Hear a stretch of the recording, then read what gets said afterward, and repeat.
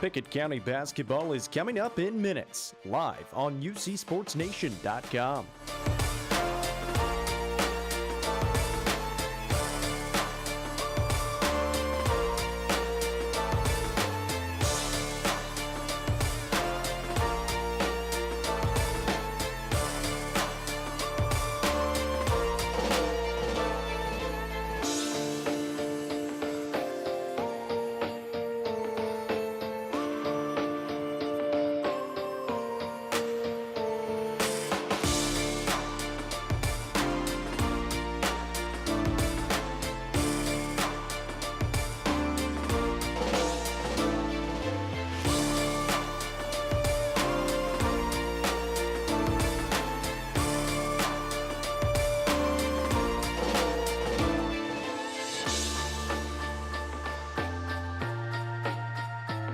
Pickett County basketball is coming up in minutes, live on UCSportsNation.com.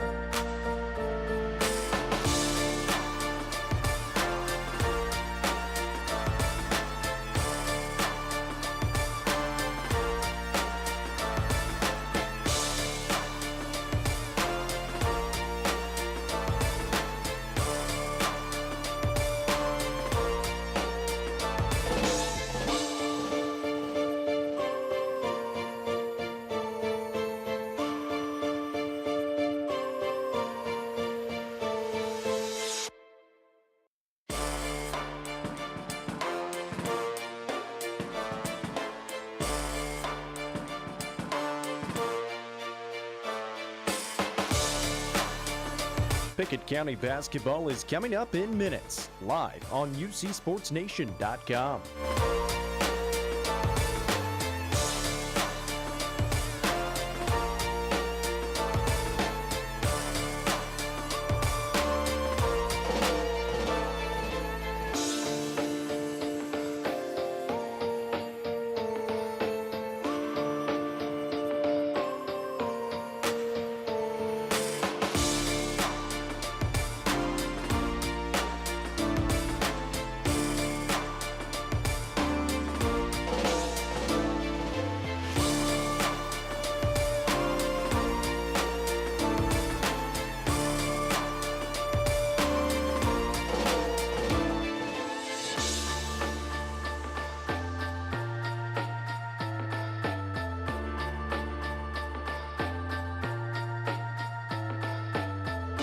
Pickett County basketball is coming up in minutes, live on UCSportsNation.com.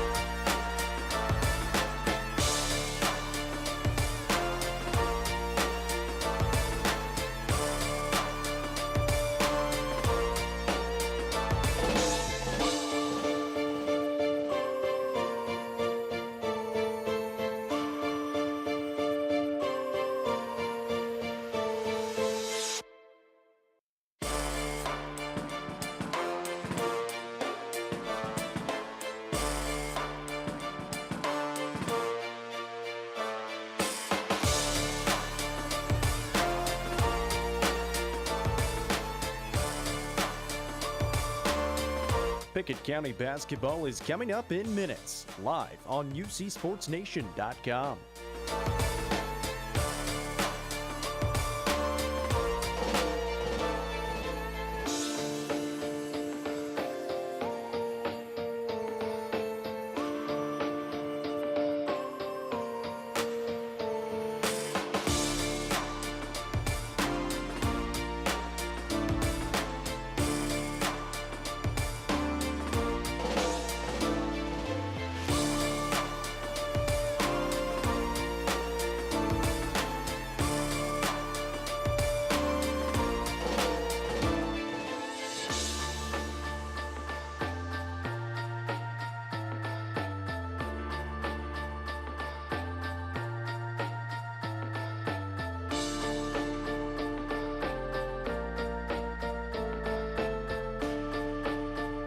Pickett County basketball is coming up in minutes, live on UCSportsNation.com.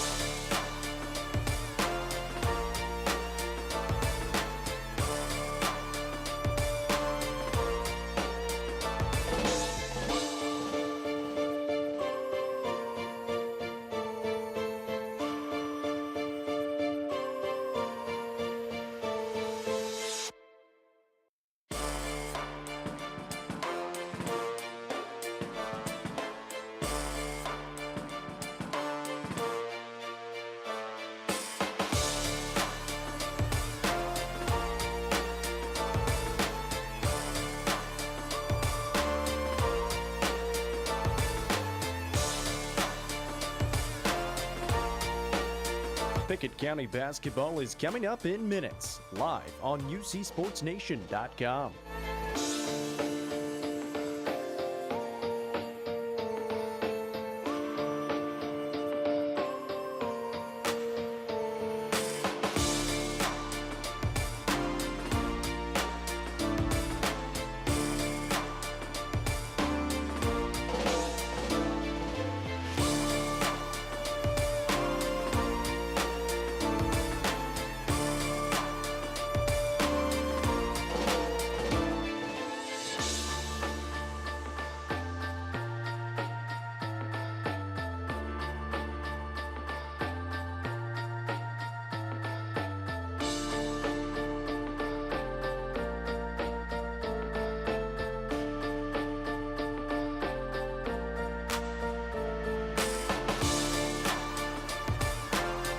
Pickett County basketball is coming up in minutes, live on UCSportsNation.com.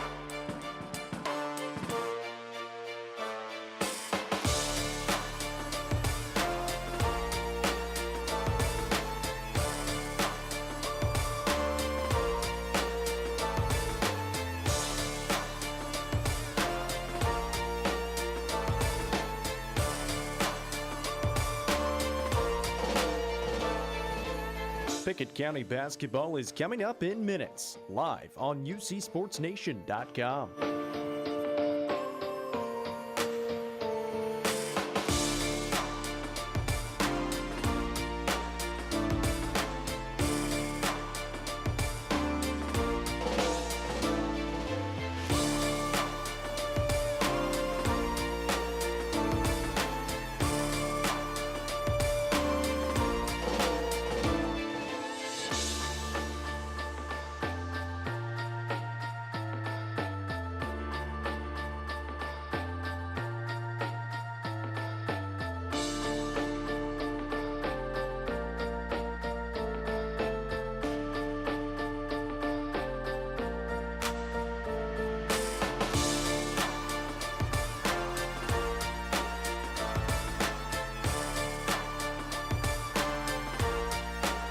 Pickett County basketball is coming up in minutes, live on UCSportsNation.com.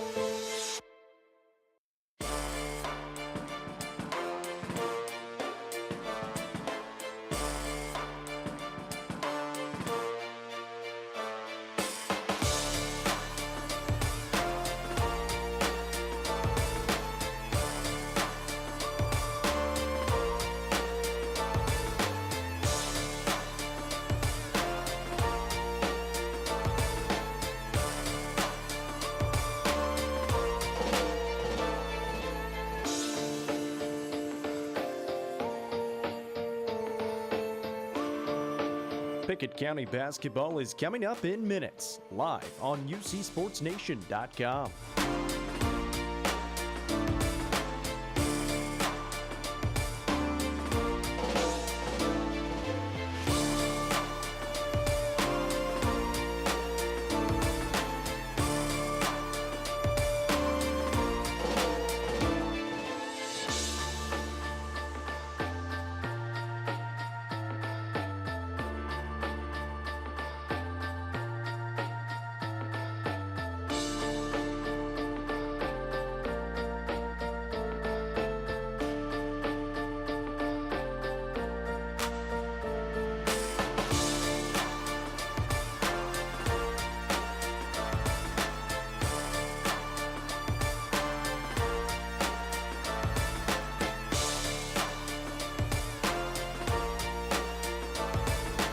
Pickett County basketball is coming up in minutes, live on UCSportsNation.com.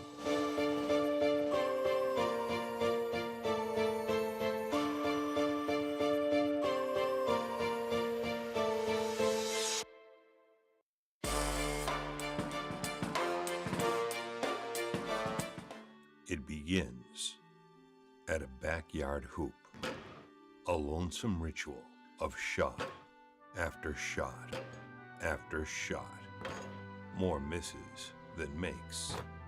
The game-winning shots from the back of the house or the edge of the driveway. The shots begin in the day and ends after dark, amidst the call of dinner's ready and just a few more shots, Mom. From that lonely hoop with the chain half off, a dream begins.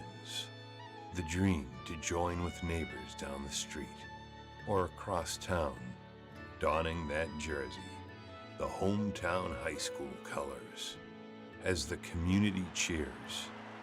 The dream of a championship.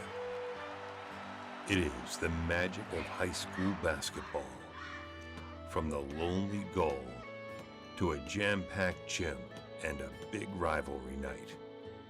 It is Pickett County Bobcats basketball.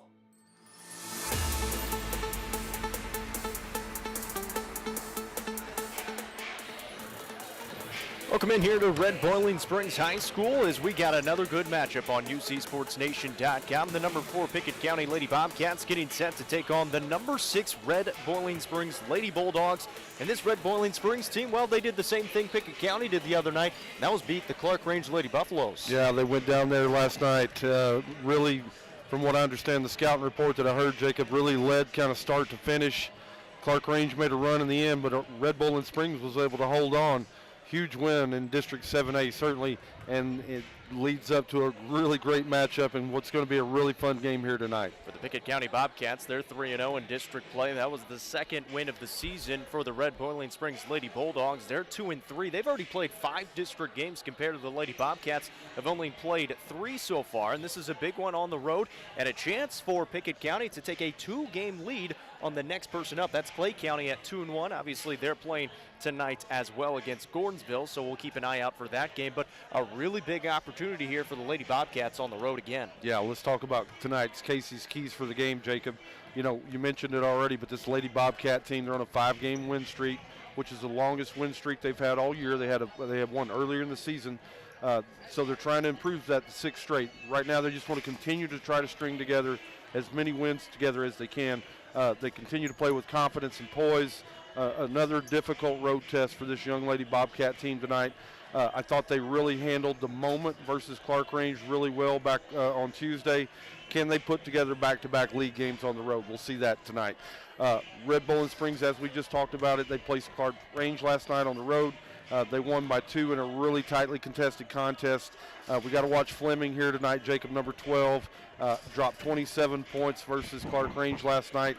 She can certainly fill it up, so Pickett County's got to be able to figure out how to stop that tonight. So look for Pickett County to possibly push the pace tonight. They've got probably a little fresher legs, Jacob, and RBS could be a little sluggish with a short turnaround time. Probably also very limited time to implement the game plan. Lastly tonight for the Lady Bobcats, they got to continue to ride the big Jacob, momentum. Both teams, again, coming off big wins on the road at Clark Range. The team that can ride the momentum wave and play with a high energy and passion has got a very good chance to win this game tonight. Pickett County's won 5 games in a row, going back all the way to that first game in the Clinton game in that Big South Fork Christmas tournament, a tournament that they ended up winning, beating a good Powell team. Then they beat Clinton County, Kentucky, and they beat Clark Range their last game out. And the Lady Bulldogs of Red Boiling Springs also beating Clark Range their last time out, and they beat them last night. So this is the Lady Bulldogs' 3rd game this week already. Yeah, they've got a lot of games in here lately. I'm not sure if that's scheduling by purpose or some makeup games. They've really got a lot of games going on here lately. Let's talk tonight about Casey's keys to the game for the Red Bowling Springs Bulldogs. I think they've got to use home court advantage. Jacob, this is probably your first time in the gym. It's a really unique gym. It's a fun place to play. It's a really great environment. A lot like Clark Range, you've got fans really close to the court. You've got very little room on either end of the boundary.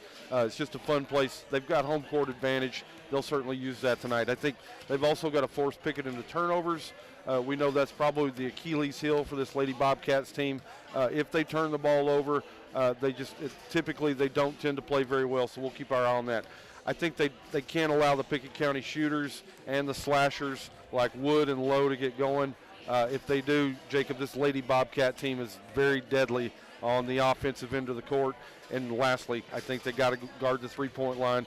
Ella Kiesling and Amanette and others certainly can go out there, fill it up from long range. You're going to have to protect that arc tonight. Number 4 Pickett County Lady Bobcats on the road here at Red Boiling Springs, the number 6 team in Class A in the state of Tennessee, and it's a District 7 matchup. Huge game on the line. You're listening to UCSportsNation.com. That's Casey Bolden. I'm Jacob Vinson. Tom Duggan is coming up next with a look around UC Sports Nation tonight.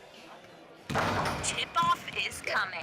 Bobcats basketball, the People's Bank countdown to tip-off.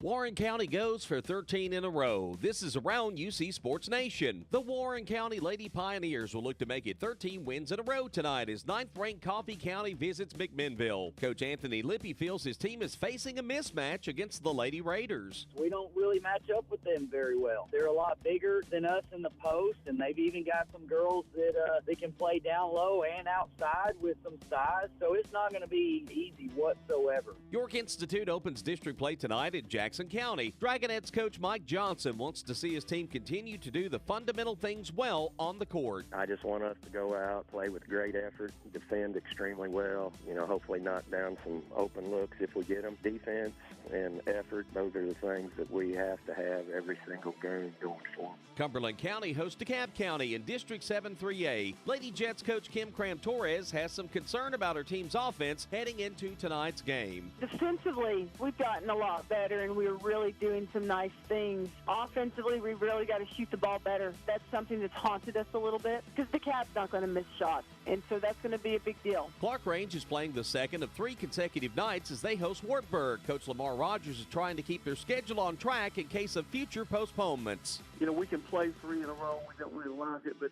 our schedule, the following week, we got 2 in a row, so the snow doesn't back it up more or the virus. I'm Tom Duggan. We'll keep you updated on scores throughout the evening from UCSportsNation.com. If your business is in need of some additional financial support, come by People's Bank and talk with our experienced loan officers. It takes ambition, determination, and a lot of hard work to make a business succeed. If you have what it takes to keep moving forward, no matter what gets in your way, People's Bank wants to be in your corner whenever a battle begins. People's Bank and Trust Company of Pickett County, investing in the future one customer at a time. Equal Housing Lender, member FDIC. Time is money, and if your car's transmission is out of sorts, if your heating and cooling system is on the fritz, if your car will not start, it's costing you time. Pryor's Auto Spot gets it repaired, work done right, on time, and that puts money back in your pocket. And Pryor's has tires to keep you running. No need to go anywhere else. Pryor's Auto Spot, 8410 Highway 111. Save time. Schedule your repair job at pryorsautospot.com. Getting your vehicle repaired. Pryor's. This is the People's Bank countdown to tip-off. People's Bank and Trust of Pickett County. Welcome back here on Pickett County Lady Bobcats basketball. We're talking with senior Shayla Wood. And Shayla, another double-double for you against Clark Range the other night. First time you guys beat them since 2018. You just said it's the first time you've ever beaten them, and got to think that one felt pretty good. Oh, yeah, it felt really good, actually. I loved the energy that came out of last night. And on top of obviously getting the win, it's a district win. It puts you guys in first place. What do you think that meant to this team? And does it kind of give you guys some confidence saying, hey, we can get the job done here in district play? Oh, yeah, most definitely, because they were predicted to be pretty top of the district, and just coming out and beating them at their place is a big deal, because that's a very hard place to play, and that's a very big win. Well, you're the lone senior on this team, and we've said it every single game, but there's a lot of young players on this team, and starting out, you could kind of see those freshman and sophomore mistakes start to pop up. Since then, though, you guys have knocked off Powell. You just beat Clark Range. How do you feel this team has progressed with so much youth and you kind of being that senior leader? We've definitely progressed a lot. I mean, it's been a learning experience, and I think they've taken, like, every mistake they've made and, like, put it to use and, you know, been like, okay, learn from them, you know. So I think we've definitely grown a lot as a team, and sometimes last night I didn't think we looked very young. I thought we looked pretty experienced. I would agree. That Powell game, that game as well, you guys looked like a really good basketball team, and, well, the state's taking notice. You guys got ranked 4th, and I'm sure you guys know that as well as anybody. What does that mean to you guys? Do you guys pay a lot of attention to the rankings, or you just kind of say, all right, that's a pretty cool accolade? We like to say, all right, that is pretty cool, but, I mean, you can't pay much attention to them because you just got to go out there and play. In my opinion, I don't really let it get to me. So. That's fair enough. That's senior Shayla Wood, and we'll be back in a moment right here on Pickett County Lady Bobcats basketball. Since 2007, Dale Hollow Exxon has been serving this community. That's a lot of buzzer beaters and great wins. Jason Meadows and the team at Dale Hollow Exxon love the Bobcats and are proud to support the team. On your way to the next game, swing in for a fill-up. Sandwiches, fresh baked goods, and delicious pizza for every Bobcat fan on your team. And of course, Synergy Supreme Gas from Exxon to keep your car running with the speed of the Bobcats. Dale Hollow Exxon. Refuel after every game at Dale Hollow Exxon. As Pickett County soars higher this year, so does Amanette Eagle Auction. When you need your property sold, there's not a better team to call. Amanette Eagle Auction has the knowledge, skills, and tools to get the most money for you and your family. Check out eagleauctions.com to find out more or to see information on upcoming auctions. You might find just what you're looking for. Thanks, Amanette Eagle Auctions. When you need to get it sold, call Amanette Eagle Auction. We soar higher. Welcome back here on Pickett County Lady Bobcats basketball. We're talking with head coach Brent Smith. And, Coach, 65-54 win over Clark Range, your guys' last time out, number 4 versus number 2. The first time you guys had beat them since the region tournament back in 2018. Big win for the program and a big district win as well. Take me through what the girls did well. You guys made some adjustments at halftime. And what were those adjustments at halftime that you guys were able to make? Well, we were...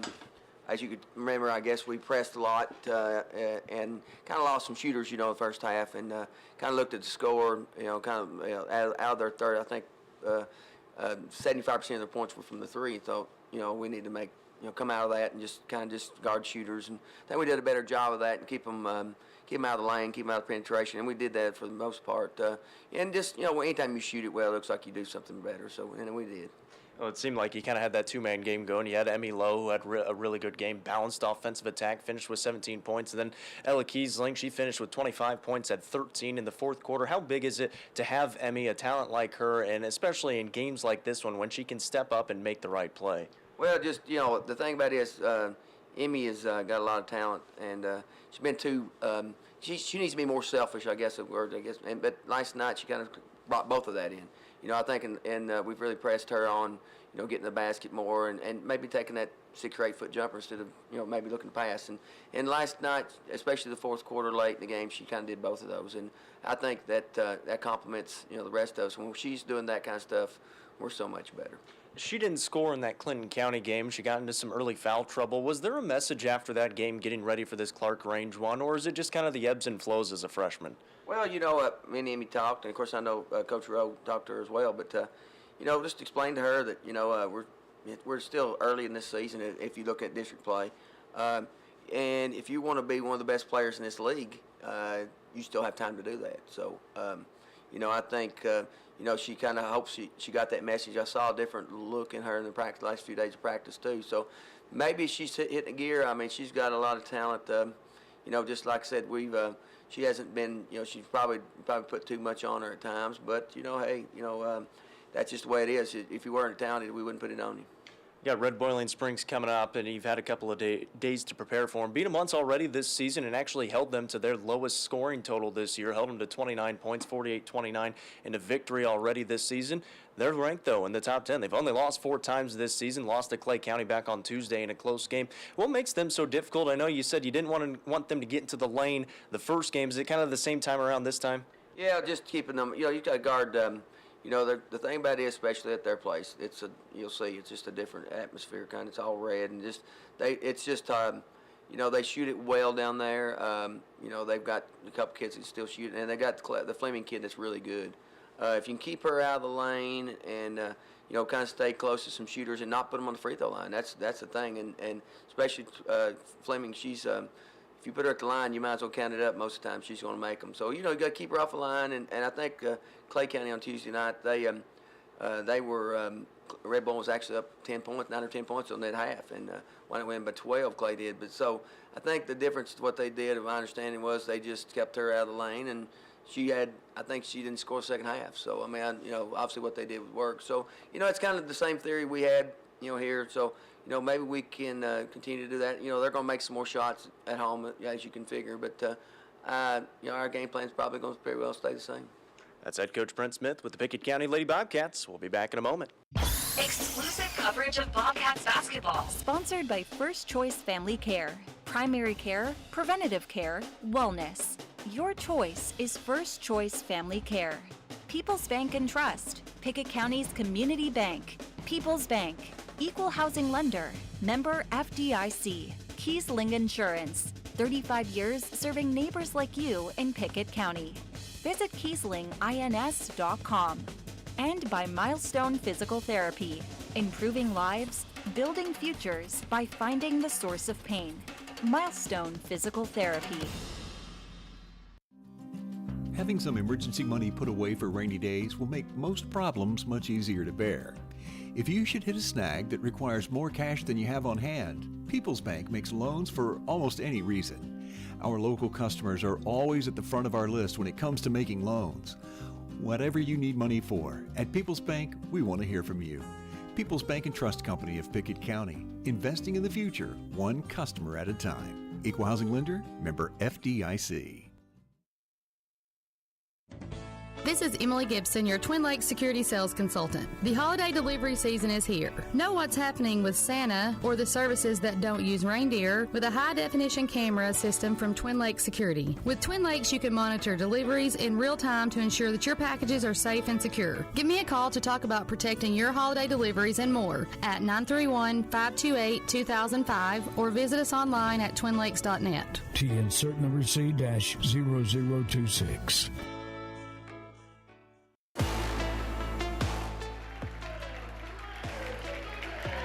Back in here to Red Boiling Springs High School. They're going through the starting lineups. We'll take you through them as well. The number 4 Pickett County Lady Bobcats, 14-3 on the season, 3-0 in district play, and a chance to separate themselves by 2 games in the district standings with a win tonight. They'll send out the same starting lineup as usual. Allie Amonette wears the number 12. Ella Kiesling is 13. 33 is Emmy Lowe. Shayla Wood is 34. And Callie Reeder is 44. The home team on the scoreboard will be the number 6 Red Boiling Springs Lady Bulldogs, 13-4, 2-3 in district play. They'll send out Bailey Masson-Gill. She's number 11. Number 12 is Claire Fleming, put up 27 points against Clark Range last night. Chloe Powell is number 20. Gracie West is 34, and Brianna Thompson is number 32. Red Boiling Springs in their home white uniforms with black numbers and red trim, and the Pickett County Lady Bobcats in their away gray uniforms with black numbers and yellow trim. We're underway from Red Boiling Springs, and the Lady Bobcats start out with the ball first. Emmy Lowe will have it here at 17 points and 7 assists against Clark Range back on Tuesday. Another very good game for her. Here's Callie Reeder in the post. Kick it out to Amonette for a triple try off the mark, but Reeder an offensive rebound. They'll try it again. Lowe will have it on the top of the key. She'll set up the offense 30 seconds into this first quarter. Allie Amonette on the right wing, surveying. We'll move it back to Lowe, top of the key. Now back on the wing to Amonette, looking down low to Reeder. And Emmy Lowe and Ella Kiesling kind of pairing up for that dynamic duo against Clark Range the other night. Here's Lowe driving to the basket, off the window, and good for the freshman. Took a little contact right there on her way to the rack, able to still get it down. Really nice play right there by Lowe. Here is Fleming with the basketball for the Lady Bulldogs. 27 points last night. We've got a whistle off the ball on a cut and a foul on the Lady Bobcats. That's going to be on Allie Amonette, her first. Just trailing through the screen right there. Person actually got away from her. She had to hold on a little bit and try to keep her around. Tough break right there by Allie. Massengill tries to inbound, just throws it over the top, and Fleming will come out to get it. Heard from Coach before the game saying, you just got to stop her from getting in the lane. Likes to get in the lane, but she can shoot it. She takes the shot right here. Can't get it to fall, though. Rebound cleared away by Wood for the Bobcats. Up ahead it goes to Lowe on the right wing. She'll penetrate, put up the shot. A floater is good for Emmy Lowe. The freshman has really started to turn on as of late against the in the Powell game, played very well in that championship and against Clark Range as well. Here's a tap the key triple try, and that one's off the mark from the hands of Chloe Powell. And it goes out of bounds, and the Lady Bobcats will have it back a minute and a half into this first quarter. They lead it 4-0, and Emmy Lowe, she's got all 4 of those points. Ella Kiesling, 25 points against the Lady Buffaloes the other night. The beneficiary of a lot of the passes from Emmy Lowe. Here's Amonette with the ball for the Lady Bobcats. Reeder, top of the key, will skip it over to Kiesling, left side. Fires it away, but couldn't get it to fall. Rebound into the hands of Fleming. This is Massengill with it now for the Lady Bulldogs. To the basket, got fouled and got it to go with the left hand. What a finish for Bailey Massengill. First points of the ball game for the Lady Bulldogs, and a chance to complete the three-point play. Fouls called on Emmy Lowe on the Lady Bobcats, her first team second. Nice finish right there by Massengill with the left hand, too. Lowe came in, she took it to the left side, was able to get the bucket to go down. Really nice play. Couldn't get the free throw to fall, so the score remains 4-2 with 5:55 remaining in the first. Lady Bobcats will have the basketball again. This is Shayla Wood on the right side, had yet another double-double against Clark Range her last time out. Tries to split a double team, and it's stolen away by Thompson. A lot of contact, probably could have called a foul on Wood, but they let it go. Fleming out ahead, lost it, and they're going to call a foul now on Wood, who tried to steal it from behind, but caught a little bit of the body as well. So now Shayla Wood has picked up her first foul, and 3 early fouls on the Lady Bobcats here. 5:38 still to play in the first quarter. 4-2 lead for the Bobcats. Lady Bulldogs back with it. Fleming on the left wing, drifting towards the top of the key, will set up the offense. Takes a couple dribbles out towards half court, still just kind of surveying the half court. Not a whole lot of movement right here by Red Bull and Springs. Now they get into the set. Now Thompson will have it, move it on the right side into the hands of West. West gives it back to Massengill, fakes the 3, steps out, fires it away. It's deep, no good, and rebounded by Wood for the Lady Bobcats. They're on the push. Wood, top of the key, kick out Kiesling on the corner. 3 ball from the right side is nothing but net for Ella Kiesling. She had 25 in the last game, I believe 4 threes there, 3 or 4 threes in the fourth quarter. She's right back hot again, Jacob. 7 of them in the ball game for Kiesling against Clark Range. Gets her first one tonight. It's 7-2. Lady Bulldogs back with it in the corner. 3 ball coming from Powell. In, out, and back in for Chloe Powell. Got the shooter's touch that time and makes it 7-5. 4:38 to play in this first quarter. Lady Bulldogs came to play in this one, their 3rd game this week. Emmy Lowe will fake a pass to the right, put up the shot, couldn't get it to fall. Ball's loose on the ground and picked up by the Bulldogs. Fleming will bring it across the timeline up the right side. Hesitates, drives in, kicks out to Powell. Now she'll move it top of the key for Massengill. Massengill penetrating, probing. Now we'll kick it back out to Powell, who got left open. Let it fly. It's short, no good. Rebound cleared away by Wood. Wood pushing the pace, takes it to the basket, puts it off the window, couldn't get it to fall. Reeder, the rebound, got fouled, and she'll be at the line for 2. Really nice run right there by Callie Reeder. Wood's able to get all the way in, put it on the board, just barely slid off the rim. Reeder was able to get the rebound and go back up. She's going to try to knock down a couple of free throws, extend this lead here at the 4-minute mark. Fleming picks up her first foul. Reeder at the line, knocks down the first free throw. She was 1 point and 1 rebound away from a double-double against Clark Range, had 9 and 9. And really in a game that they weren't really trying to look for her offensively, but was still able to find her points, a lot of them in transition. Here's an offensive rebound after the free throw by Wood, but she couldn't get the putback to go down. Had an open look at it, just a little too strong off the window. So The Bulldogs escape with one there. They trail 8-5. Fleming's got the basketball here for him with 3:50 to play in the first. Fleming drives in, kicks out to Powell, will penetrate, and then kick it back out to Thompson. Top of the key, it goes to Fleming, who tries to get in the lane again. Kick it out to Thompson on the free throw line, fires it away, couldn't get it to fall. Wood has the rebound for the Bobcats. She'll slow it up across the timeline. Amonette right side, takes the dribble, pulls up, and now will pass off. Low in the corner, skips it all the way to Kiesling left side. Fires up the triple, knocked it down again. Ella Kiesling is out of her mind. Yeah, she's playing at an extremely high level. I love the follow through. I love the rotation on her ball. Really nice shot. She's got the hot hand, and she's had the hot hand since Tuesday. Has already hit 2 threes in this ball game. It's 11-5. Fleming in the lane, no good, but rebounded by the Bulldogs. Give it back to Fleming. We'll pull it back out towards the top of the key with 3 minutes remaining here in the first quarter. 6-point advantage for the Lady Bobcats. Fleming, top of the key, will move it to the left side for Powell. Powell on the wing. Make that Massengill. Now at the free throw line. Good defense here by the Bobcats, but again, still not a lot of movement for this Bulldogs team, which you pointed out earlier. Yeah, a lot of standing around right here. They went into this flex cut. Let's see if that's what they run, and now headed to the wing with it. Let's see what happens.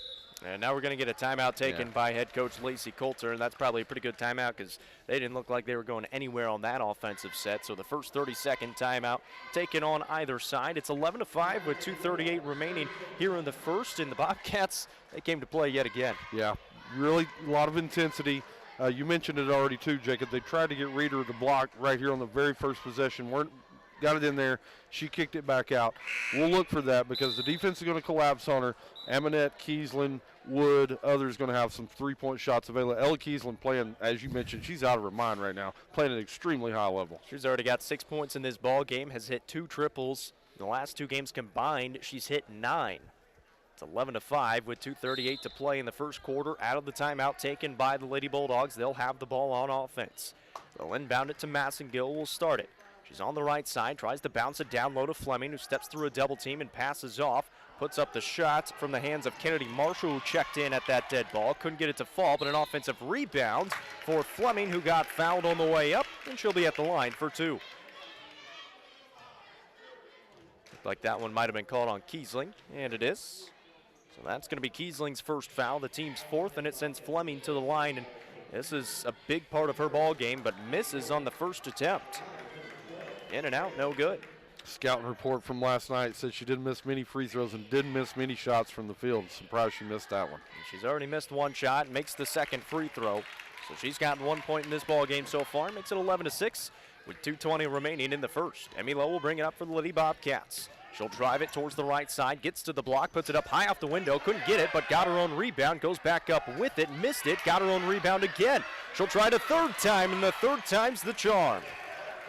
6 points for the freshman. Kept battling in there, was able to get one high on the board, got it to drop. Lady Bobcats lead by 7, 2 to go. Nobody boxed her out. She took advantage of it. Under 2 to play here in this first quarter. It's 13-6. Fleming pulls up for a triple. It's off to the right and rebounded by Emmy Lowe. She's got to rise up and looking to push. Finds Wood on the right wing. Free throw line extended. Goes top of the key into the hands of Amonette. Amonette being guarded by the taller and longer Marshall is going to reset the offense with 97 seconds on the clock here in the first quarter. Wood's got it now. Will drive it to the right side. Give it off to Reeder. Back top of the key it goes. A little motion offense here for the Lady Bobcats. Just passing and cutting, looking for the open lane. Kiesling driving to the basket, throws in the corner for Wood. Lowe's got it now on the left wing. He's going to waste some time, bring it back out, and they're going to reset the offense. 1:15 on the clock here. Lowe still just kind of surveying. They're going to overload this left side. Now Lowe gets to the free throw line. Right side it goes to Amonette. Amonette looking down low for Wood. A double team comes to her, steps through it, finds Kiesling. Another 3 ball goes down again for Ella Kiesling. 3rd triple in this game, and she hasn't touched the rim. She's got some smoke coming off her fingertips right now, Jacob. She's on fire. 16-6. It's a 10-point advantage for the Lady Bobcats. 45 seconds to play in this first quarter. Lady Bulldogs will have a chance for the final shot if they want it. 37 seconds now. Massengill will come out to get it. Looks like they're just going to waste some time. It looks like the Bobcats are content with letting them do so, but now they're going to start a set. Inside is Thompson, goes up and gets the 2 points to go. So Brianna Thompson, a nice little turnaround move with the right hand, but it gives the ball back to the Lady Bobcats with 20 seconds remaining here in the first. It's 16-8. Emmy Lowe will have the basketball. She'll start it. She's at half court. It's a flat 4 set here on the baseline for the Lady Bobcats. 8 seconds now. Lowe, top the key, crossover, middle of the lane. Tried to pass off. It's stolen away. Powell has it with 4 seconds at half court. Powell at the top of the key, lets it fly. It's a little bit short, no good. So the Lady Bobcats lead after 1, 16-8, and Ella Kiesling is still scorching. 3 triples in the quarter. We're back in 1 minute. Losing a loved one can be difficult, but you don't have to go through it alone. Brown Funeral Chapel stands beside you, answering your questions, creating a plan, helping you with the budget, taking care of the details. Brown Funeral Chapel stands beside you in some of the most difficult times of your life. Neighbors and friends ready to be there for you, to remember your loved one with caring and dignity. You don't have to shoulder it all. Brown Funeral Chapel stands beside you. Brown Funeral Chapel. Time is money, and if your car's transmission is out of sorts, if your heating and cooling system is on the fritz, if your car will not start, it's costing you time. Pryor's Auto Spot gets it repaired, work done right, on time, and that puts money back in your pocket. And Pryor's has tires to keep you running. No need to go anywhere else. Pryor's Auto Spot, 8410 Highway 111. Save time. Schedule your repair job at pryorsautospot.com. Getting your vehicle repaired. Pryor's.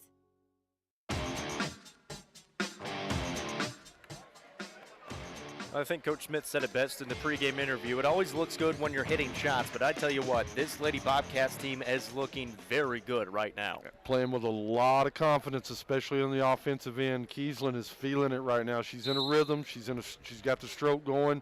Love to figure out if we can get her the basketball a little more right here in the second quarter. It's just been a lot of drive and kick as well, and you can start that with Emmy Lowe, who's getting to the basket, drawing a lot of defenders, and kicking it back out on the perimeter to Ella Kiesling, who's been able to knock him down. 16-8 as we start this second quarter. The Lady Bulldogs will start out with the basketball. They've got it on the right baseline. Top of the key goes to Powell. Shot fake, drive in, get to the basket, but a little bit short, but an offensive rebound for Gracie West. So the Bulldogs will have a chance again 30 seconds in here to this second quarter. Fleming only scored 1 point in that first quarter, has the basketball here. Kick it out. 3 ball coming from Massengill, a little bit deep. Rebound, fought for, loose. A foul is called. Should be on Red Boiling Springs. And I believe it is. They're going to tag Brianna Thompson with that one. Shayla Wood had really good box out position. Somebody just got into her back right there. Really good position on the defensive rebound. First foul on Thompson, second one on the Lady Bulldogs. 16-8. Lady Bobcats on top by 8. They're going a box set here to start the offense. Emmy Lowe will pass off to Wood. Top key to Reeder, who fakes a 3. Down low, had Wood for a second. Now Amonette tries a 3, and she hits.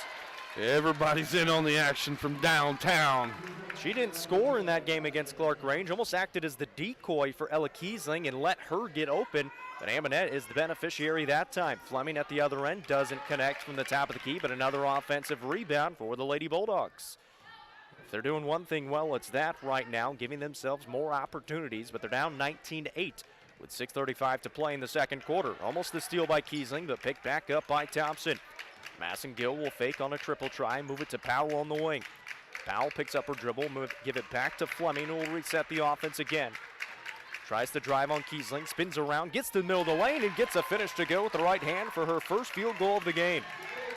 Nice finish there for Claire Fleming. Here's Callie Reeder at the other end for the Lady Bobcats into the corner for Amonette. Sidesteps, gets it down low to Wood, backs into 2 defenders outside Reeder. She tries the triple, a little bit deep, but it was right on line. 6:01 to play here in the second quarter. Lady Bobcats leading by 9, but a chance here for the Bulldogs to cut into that lead. Massengill with it, gives it off to Fleming on the left wing. Fleming dribbling with the right hand, being guarded by Kiesling. Looking for a screen, doesn't use it, goes past Kiesling, gets to the basket, blocked away by Reeder. Lady Bobcats out in front on the push. Amonette left wing, 1 dribble, lets it fly, and hits. Amonette's second of the game, and the Bulldogs need a timeout. 22-10 with 5:35 remaining here in the second. It's a full timeout. We'll take it with them. Back in a minute on Lady UC Bobcats hot. Sports Nation. Since 2007, Dale Hollow Exxon has been serving this community. That's a lot of buzzer beaters and great wins. Jason Meadows and the team at Dale Hollow Exxon love the Bobcats and are proud to support the team. On your way to the next game, swing in for a fill-up. Sandwiches, fresh baked goods, and delicious pizza for every Bobcat fan on your team. And of course, Synergy Supreme Gas from Exxon to keep your car running with the speed of the Bobcats. Dale Hollow Exxon. Refuel after every game at Dale Hollow Exxon. It's game night, but sniffles are slowing your MVP. Your choice is First Choice Family Care. Dad doesn't feel like a pickup game. Your choice is First Choice Family Care, 864-3232. Mom's been benched all weekend. Your choice is First Choice Family Care. Taking care of your family team all year round. Primary care, preventative care, wellness. Your choice is First Choice Family Care. Walk-ins and appointments. Your choice is First Choice Family Care. Always accepting new patients.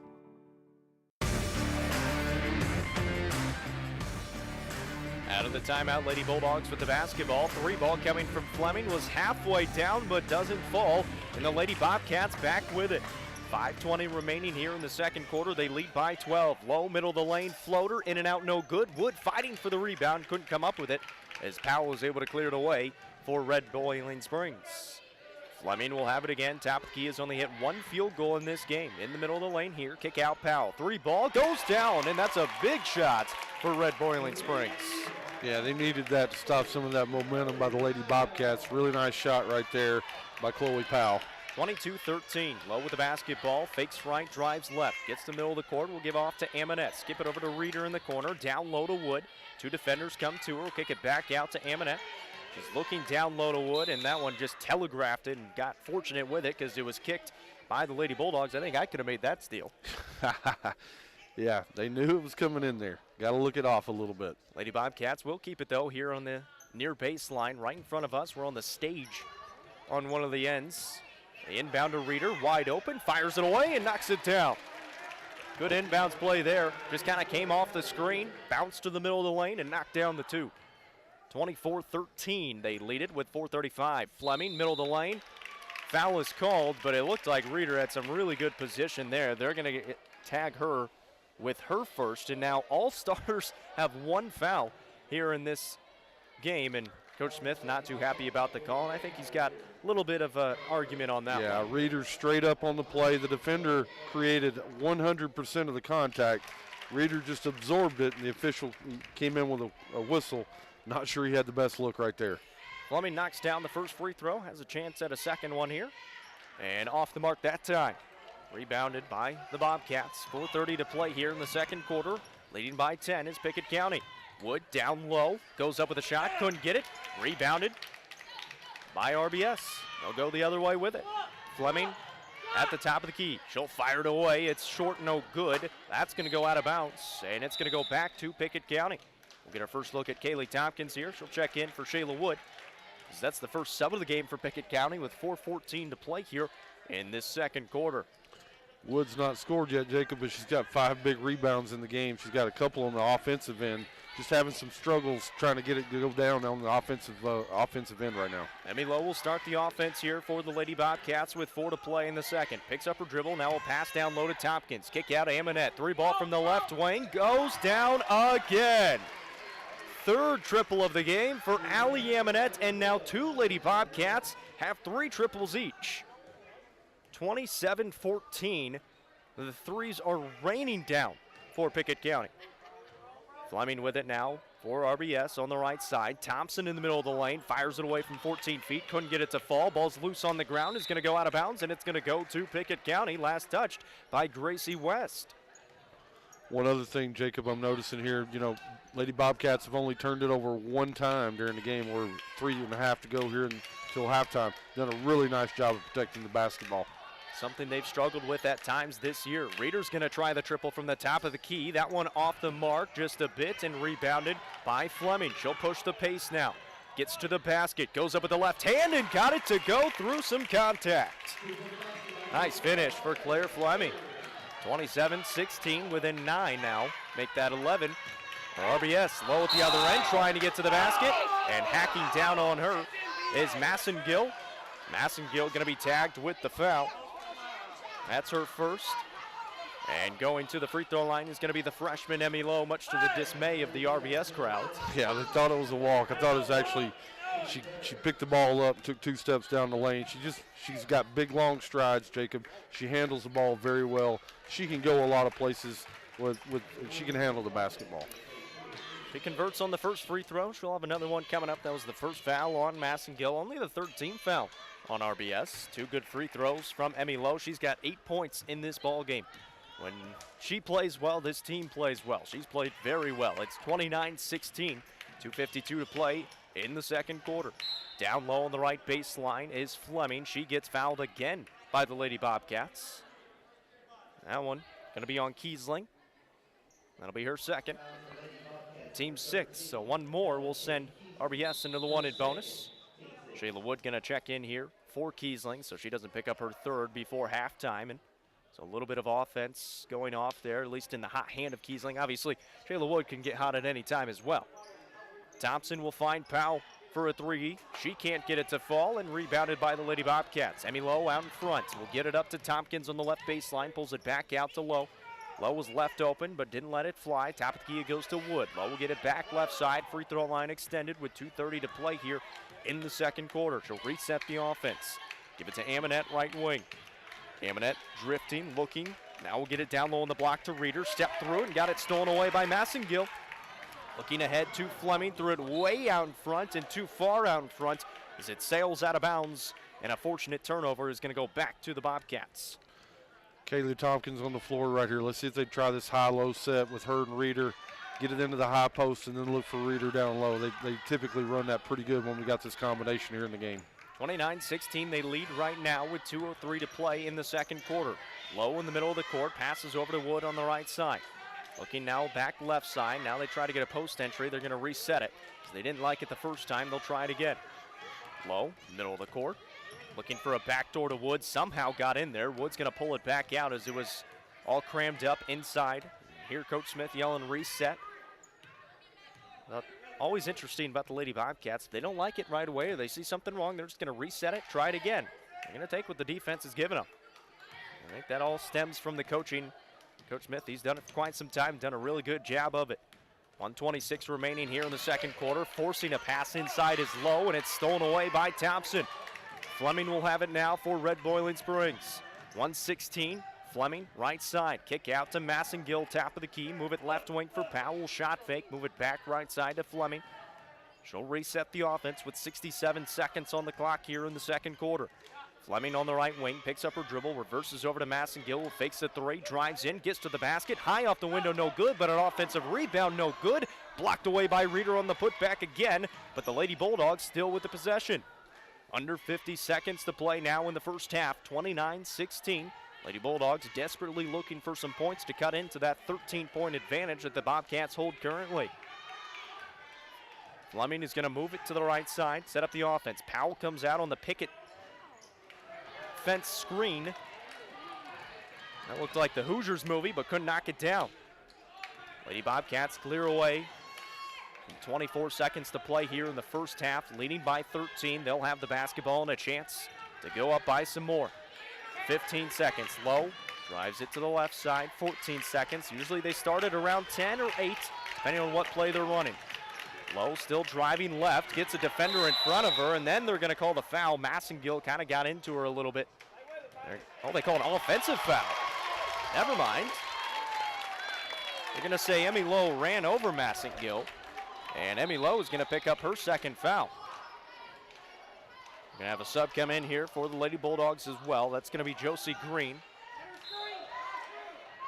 So Kiesling checks in for Lowe. Kiesling also with 2 fouls, so she's got to be careful. 6.4 seconds on the clock.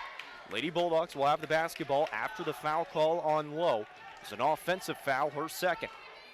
Lady Bulldogs got to go the length of the court, trying to throw it over the top for Fleming. She gets it.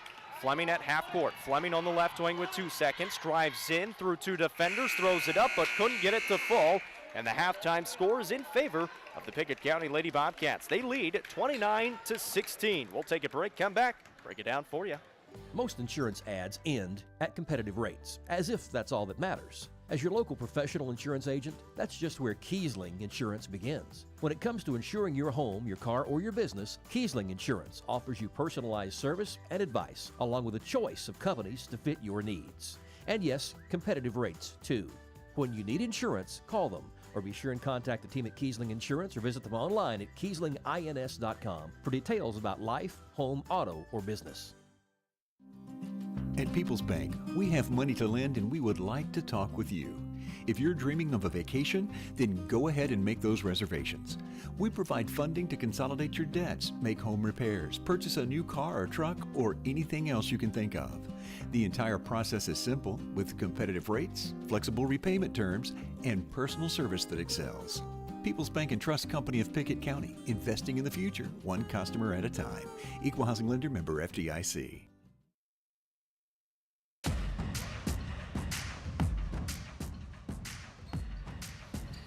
Back here at halftime is the Red Boiling Spring. We're at Red Boiling Springs High School, I should say. The Pickett County Lady Bobcats, though, on the winning side of things as it stands right now, 29-16. Got off to a hot offensive start, slowed down a little bit at the end of that first half, but still enjoying a 13-point advantage. Thought they played really well, Jacob. Obviously, they're shooting the ball extremely well. They got 6 triples here in the first half. It's 18 points, so 18 out of their 29 came from downtown. Eminette knocked down 3 in the second quarter. Ella Kiesland stayed hot in the first quarter. She also knocked down 3. Emmy Lowe can get to the bucket, Jacob. She can beat her defender off the bounce. What I'd like to see a little more of here in the second half, she was a little too unselfish there in the first half, I thought. She got down, got to the rim, turned it over there a couple of times late because she tried to maybe jam a pass into where it wasn't necessarily there.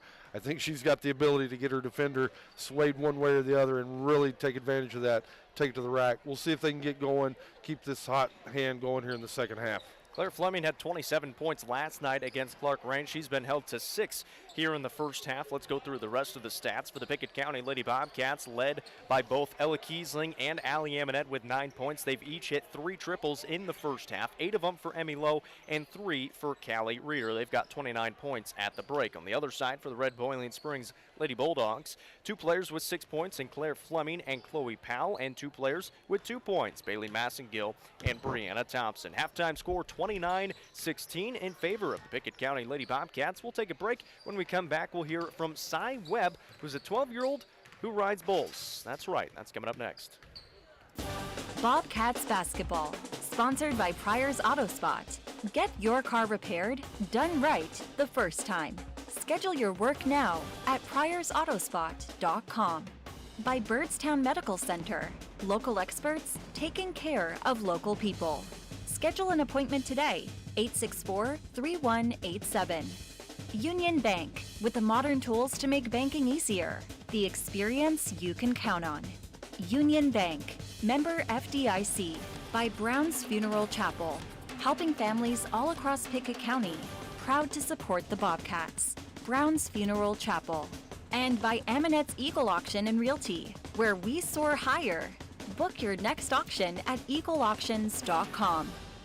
117 years of serving the Upper Cumberland. Not many businesses can say that. Union Bank can, and yet Union Bank keeps changing to meet the needs of today. Mobile banking, text banking, you pay bills, Union Bank makes your life easier. And when you want to dream a new home, a new business, new car, local people sit down with you to make it happen. Union Bank, Highway 111 Byrdstown, also Jamestown and Clark Range. Years of service, modern tools to be your bank. Union Bank, member FDIC, equal housing lender. Time is money, and if your car's transmission is out of sorts, if your heating and cooling system is on the fritz, if your car will not start, it's costing you time. Pryor's Auto Spot gets it repaired, work done right, on time, and that puts money back in your pocket. And Pryor's has tires to keep you running. No need to go anywhere else. Pryor's Auto Spot, 8410 Highway 111. Save time. Schedule your repair job at pryorsautospot.com. Getting your vehicle repaired. Pryor's.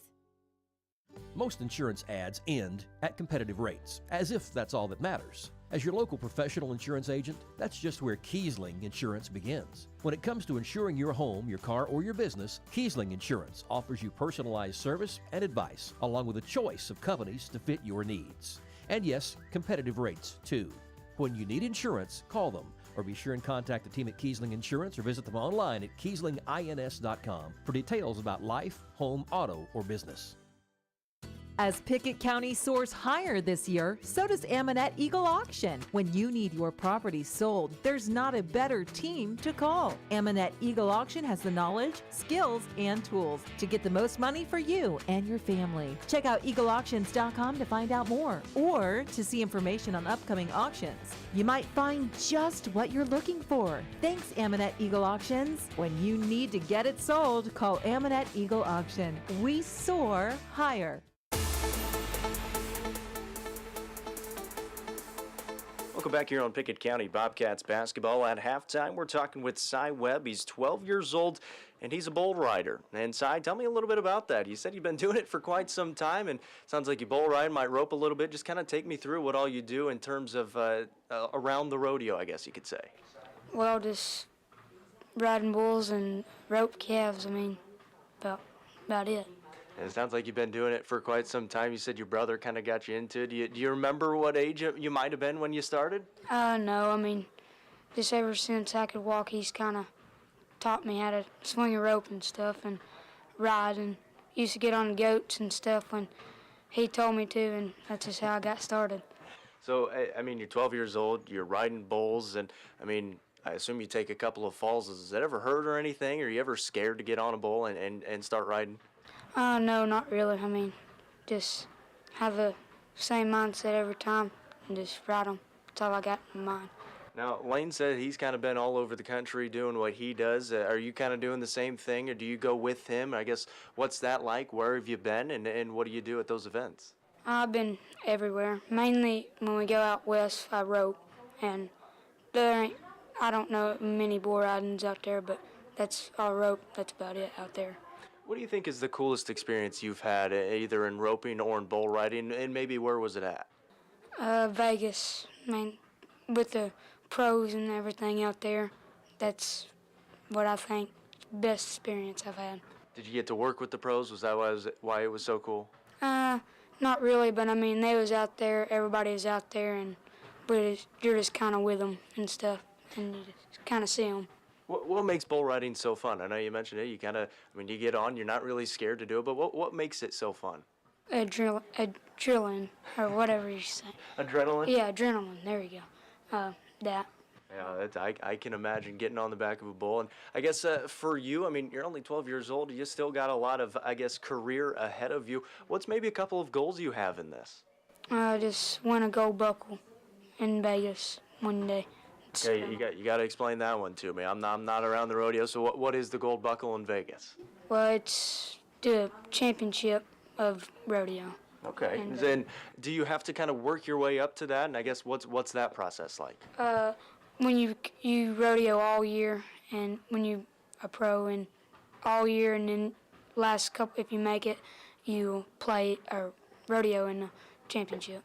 That's awesome. So I assume bull riding is your favorite, roping pretty good. Is it kind of between the two, or has it always been bull riding? It's always been bull riding. All right. That is the 12-year-old Cy Webb here at Pickett County, a bull rider, a roper, and it sounds like a pretty good bull rider as well. We'll be back in a moment right here on Pickett County Bobcats basketball.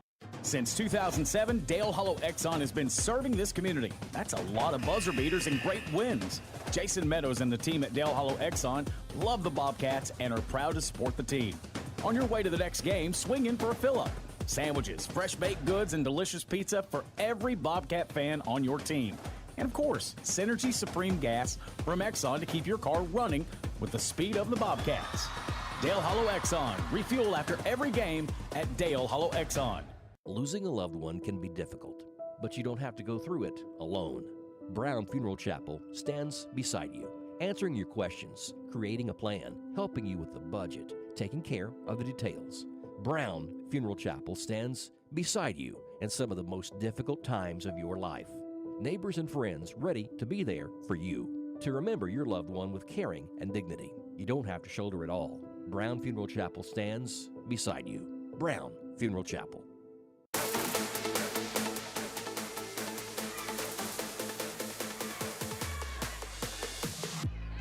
Welcome back to Red Boiling Springs High School. Second half underway, 29-16 in favor of the Pickett County Lady Bobcats, but they started off with a turnover to start off this second half. Red Boiling Springs will have the ball back. Fleming will have it, top key, move it to the left wing. Trying to look down low for Thompson. Thompson trying to get position, gets it down low to her, faces up on Reeder, passes it back out on the perimeter. Josie Green gets the start here in the second half for the Lady Bulldogs. She's on the court. This is Massengill now down low, goes to Thompson, faces up, lost the handle on it, loose and picked up again by Red Boiling Springs. Threw it about to Powell out near half court and saved it from going in the backcourt. Give it off to Green on the left side, now back to Fleming, who will reset the offense for the Lady Bulldogs. Just a minute in here to this third quarter, no score yet in this second half. Still 29-16, almost a steal, ball's loose and finally stolen away by the Bobcats. So back-to-back turnovers on either side to start off this third quarter. Minute and 15 in, we're still trying to get a shot on up, Jacob. No shots yet. We'll see if the Lady Bobcats can get it dialed in right here. Amonette will move it right side for Lowe, who fakes the three and penetrates. She lost the handle on it. Now it's loose on the ground again. Picked up by the Bobcats for a moment, then stolen away by the Lady Bulldogs. Now tied up, and they're actually going to call a foul on Pickett County. Might have tagged Amonette with that one. Instead, it's Kiesling. So that's going to be Ella Kiesling's third foul. So she's going to come out here early on in the third quarter with 6:28 to play. Kaylee Tompkins will check in for her. We'll see if Pickett County is able to stay out of foul trouble. Kiesling the first one into it with three. Emmy Lowe's also got two. Fleming kick out to Powell. Three ball from the right side, off the mark, no good, but a weak side rebound for Josie Green and the Lady Bulldogs. They'll try it again. Down low to Thompson, faces up, trying to back down Reeder. Blocked away by Callie Reeder. Keeps her hands straight up and blocked it with the left hand. Now Woods out in front, trying to push the pace for the Bobcats. Right side it goes to Lowe. Inside of the high post to Reeder, back to Amonette right wing. Amonette's got it on the right side, surveying still. Now we'll dribble it with the right hand as she puts it on the hardwood. Pass off to Wood between the circles. She's looking to go right. Now goes back left in the middle of the lane, picks up her dribble, kick out to Amonette on the right side. Not a whole lot of movement here for the Lady Bobcats, so Lowe's going to come get it. Reset the offense. 5:35 to play here in the third. Still nobody has scored. We've only seen one shot so far. Down low to Tompkins. That's off the foot of Tompkins and a turnover by the Lady Bobcats. Reeder tried to give it off to Tompkins on the low post. She wasn't ready for it. 3 possessions, 3 turnovers. Not the way you want to start the half. Well, RBS a chance to cut into the lead. This is Massengill on the left corner.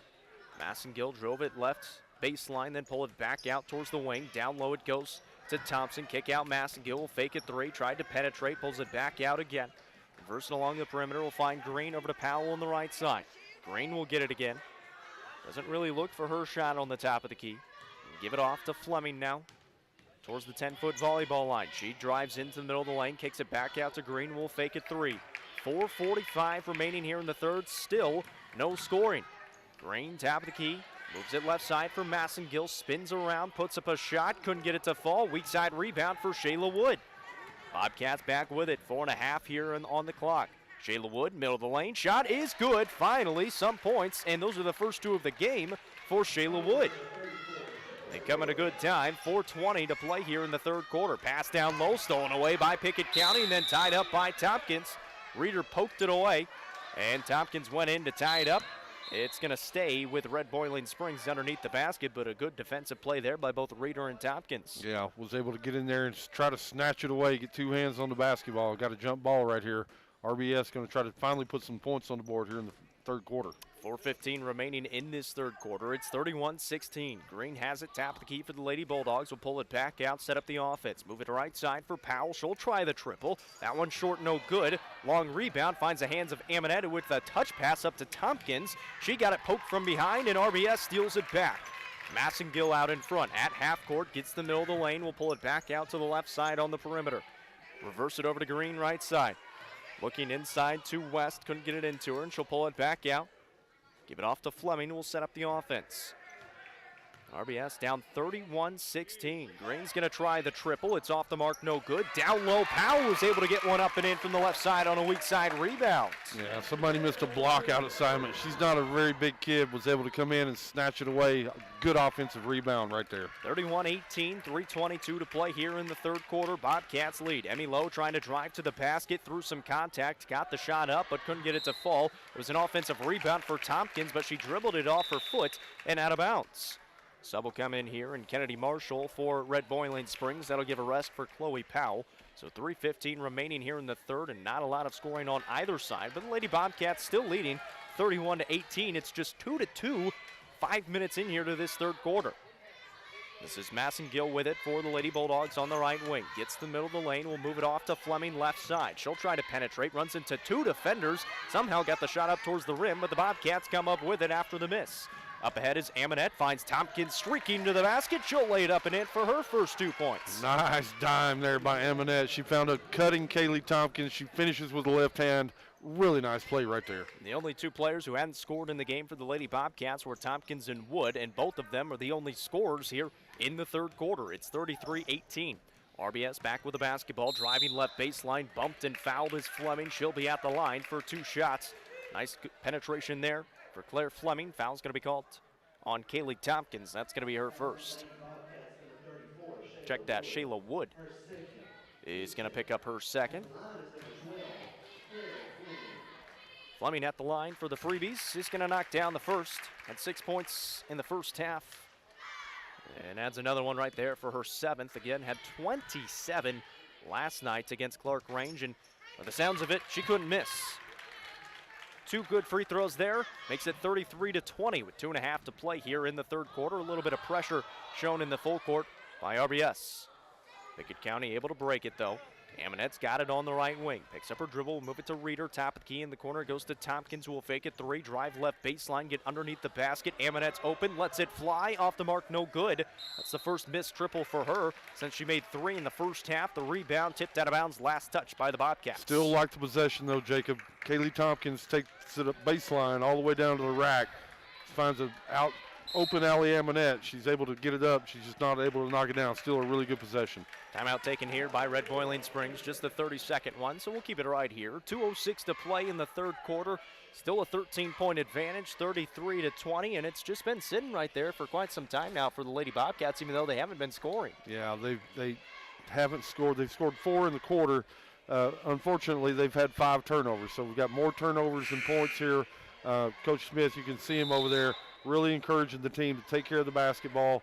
Let's get a good shot up each possession. So got to figure that out. Got to figure out how to put more points on the board here, try to close this game out. 33-20 out of the timeout. Lady Bulldogs will have the basketball. 2:06 to play here in the third quarter. Tompkins jumps the passing lane and pokes it out of bounds. But RBS will keep it right in front of their bench to our left. Gracie West will inbound to Fleming. Will bring it towards the top of the key, set up the offense. Over to Green on the left wing. Thought about taking the 3. She high steps with the right foot. Now will pass off to West in the high post. Will find Massengill right side. Massengill thought about the 3. Instead gives it off to Marshall in the corner. Marshall penetrating, gets the middle of the lane. We've got a whistle, a bump, and a foul call on Pickett County. That one going to be on Kaylee Tompkins. Tompkins picks up her first. Team's third here in the second half. Inbound to Massengill, fakes the 3 and penetrates, trying to get it down low to Fleming. It was last touched by the Bobcats, out of bounds. And so RBS will try it again right in front of us on the right side of the baseline. Fleming will inbound to Massengill in the corner. Massengill brings it around the perimeter to Green, who will fire up the triple. Can't get it to fall, and rebounded by Wood. The Bobcats on the break. 1:35 remaining here in the third quarter. Wood will give it over to Lowe on the left wing. Lowe dribbles with the right hand, then passes off to Amonette between the circles, who surveys and moves it to the right side. 1:25 on the clock now, leading by 13 are the Lady Bobcats.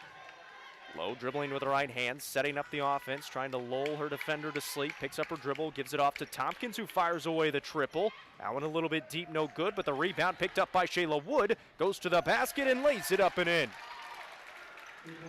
4 points for Shayla Wood. That's her 10th rebound, too. Really nice work right there. Under a minute to play in the third quarter, a 15-point advantage for Pickett County. Massengill on the right side, getting to the middle of the court, trying to drive in now. Picks up her dribble, finds Green, top of the key. 45 seconds to play now in the third. Give it off to Marshall on the corner. Back to Green, top of the key. In the middle of the lane was Fleming, but couldn't get it to her. 40 seconds on the clock for the Lady Bulldogs. Fleming on the right side, left open, lets it fly. Too short, no good, and Tompkins the rebound. Give it off to Lowe, and now the Bobcats have a chance for the final shot with 27 seconds and counting here in the third quarter, leading by 15. So you mentioned a lot of the turnovers, but a chance to take their biggest lead of the ball game. Lowe's got it on the top of the key, will drive in, pass off Tompkins and pull it back out as Massengill's trying to get into Lowe and trying to speed her up a little bit. 10 seconds now on the clock. 8 seconds. Lowe's going to start it with 6 seconds. Trying to go past her defender with 4 seconds. Puts up a shot, got fouled. She'll be at the line for 2 with 2.1 seconds on the clock. Huge mismatch right here. Lowe can take her off the bounce. Just every possession down court. She gets her leaning one way, Jacob. That crossover is deadly right now. Let's look for that in the fourth quarter. Lowe's going to have 2 free throws here before the end of the third. Knocks down the first. She's got 9 points in the contest. Cambry Connor and Macy Threet going to check in for Allie Amonette and Shayla Wood and give them a little bit of an extended rest. Kylie Aaron going to check in for Emmy Lowe if she makes this second free throw.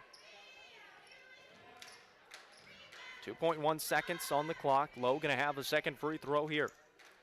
Lets it fly. Off the mark, off the back iron, no good. Rebounded by Marshall, and they're not even going to put up the shot. So the Lady Bobcats lead after 3, 36-20. That quarter just 7-4, but the Bobcats still on top. We're back in a minute. Time is money, and if your car's transmission is out of sorts, if your heating and cooling system is on the fritz, if your car will not start, it's costing you time. Pryor's Auto Spot gets it repaired, work done right, on time, and that puts money back in your pocket. And Pryor's has tires to keep you running. No need to go anywhere else. Pryor's Auto Spot, 8410 Highway 111. Save time. Schedule your repair job at pryorsautospot.com. Getting your vehicle repaired. Pryor's. 117 years of serving the Upper Cumberland. Not many businesses can say that. Union Bank can, and yet Union Bank keeps changing to meet the needs of today. Mobile banking, text banking, you pay bills, Union Bank makes your life easier. And when you want to dream a new home, a new business, new car, local people sit down with you to make it happen. Union Bank, Highway 111 Birdstown, also Jamestown and Clark Range. Years of service, modern tools to be your bank. Union Bank, member FDIC, equal housing lender.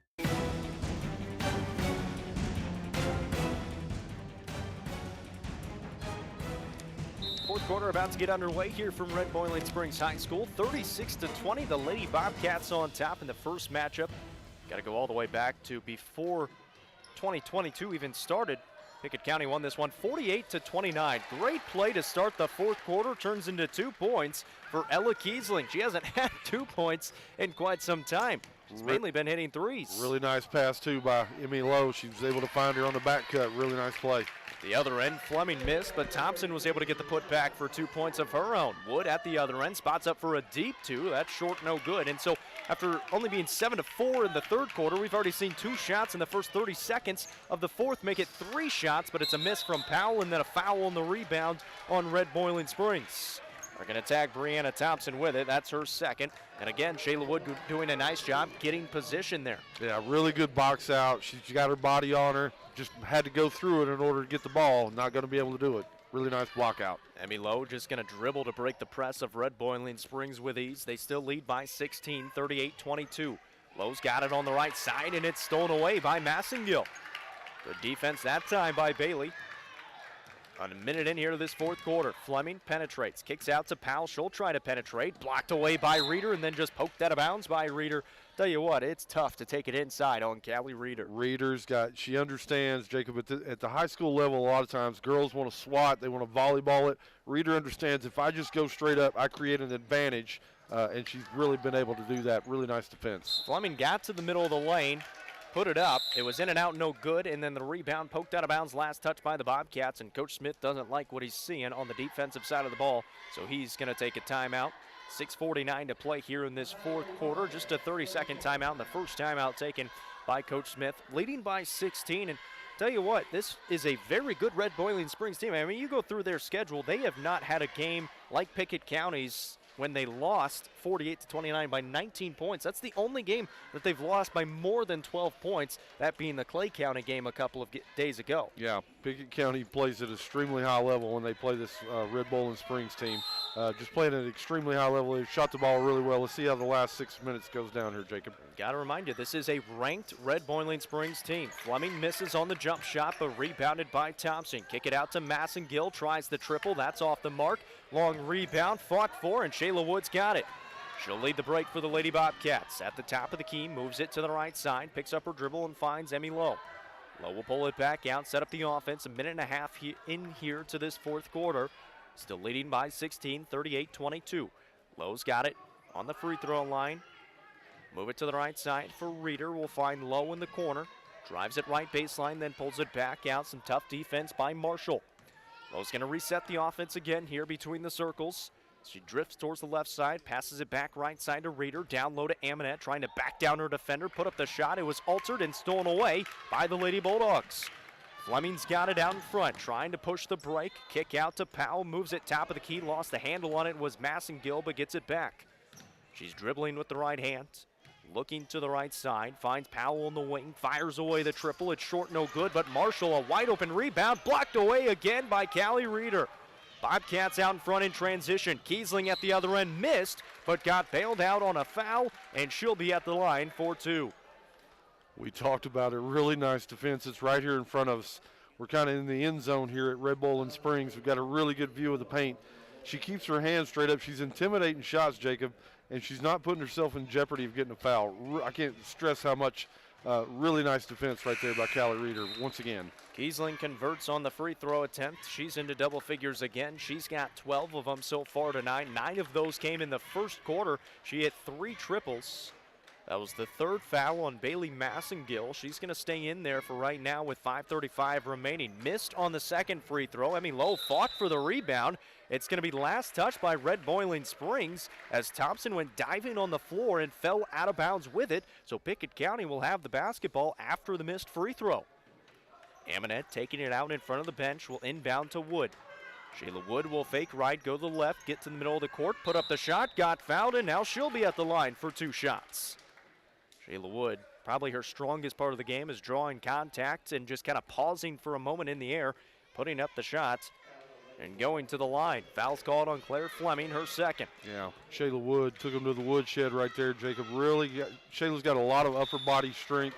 She can control her body, even through the contact. She's able to finish.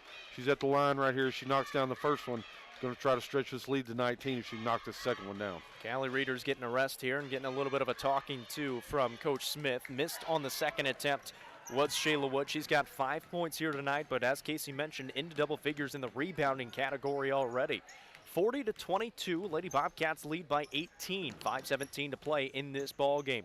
Massengill will pass off to Fleming on the right wing, move it to Green on the left side. Green tries to penetrate, pulls it back out along the perimeter.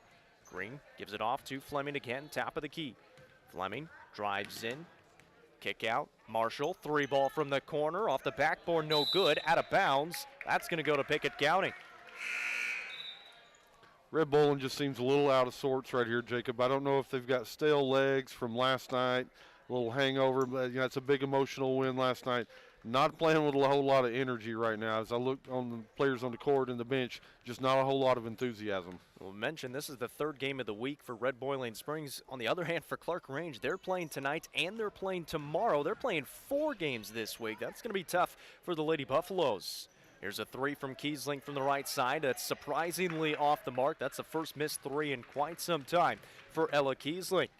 Lady Bulldogs with the basketball, 4.5 to play in the ball game. Tequila Hunter checked in at the last dead ball, fires away the triple, can't get it to fall. Kaylee Tompkins will push the pace now for the Bobcats. Good touch pass to Amonette, who lays it up and in from the left side. Kiesling with the assist.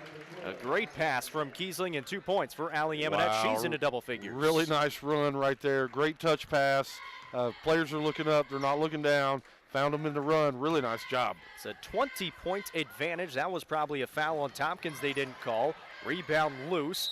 Tied up on the ground now. A jump ball is going to stay with Red Boiling Springs underneath the basket. Coach Smith's up 20, still over there coaching hard, encouraging his team. Hey, you got to get your hands up on defense. Had a little letdown right there.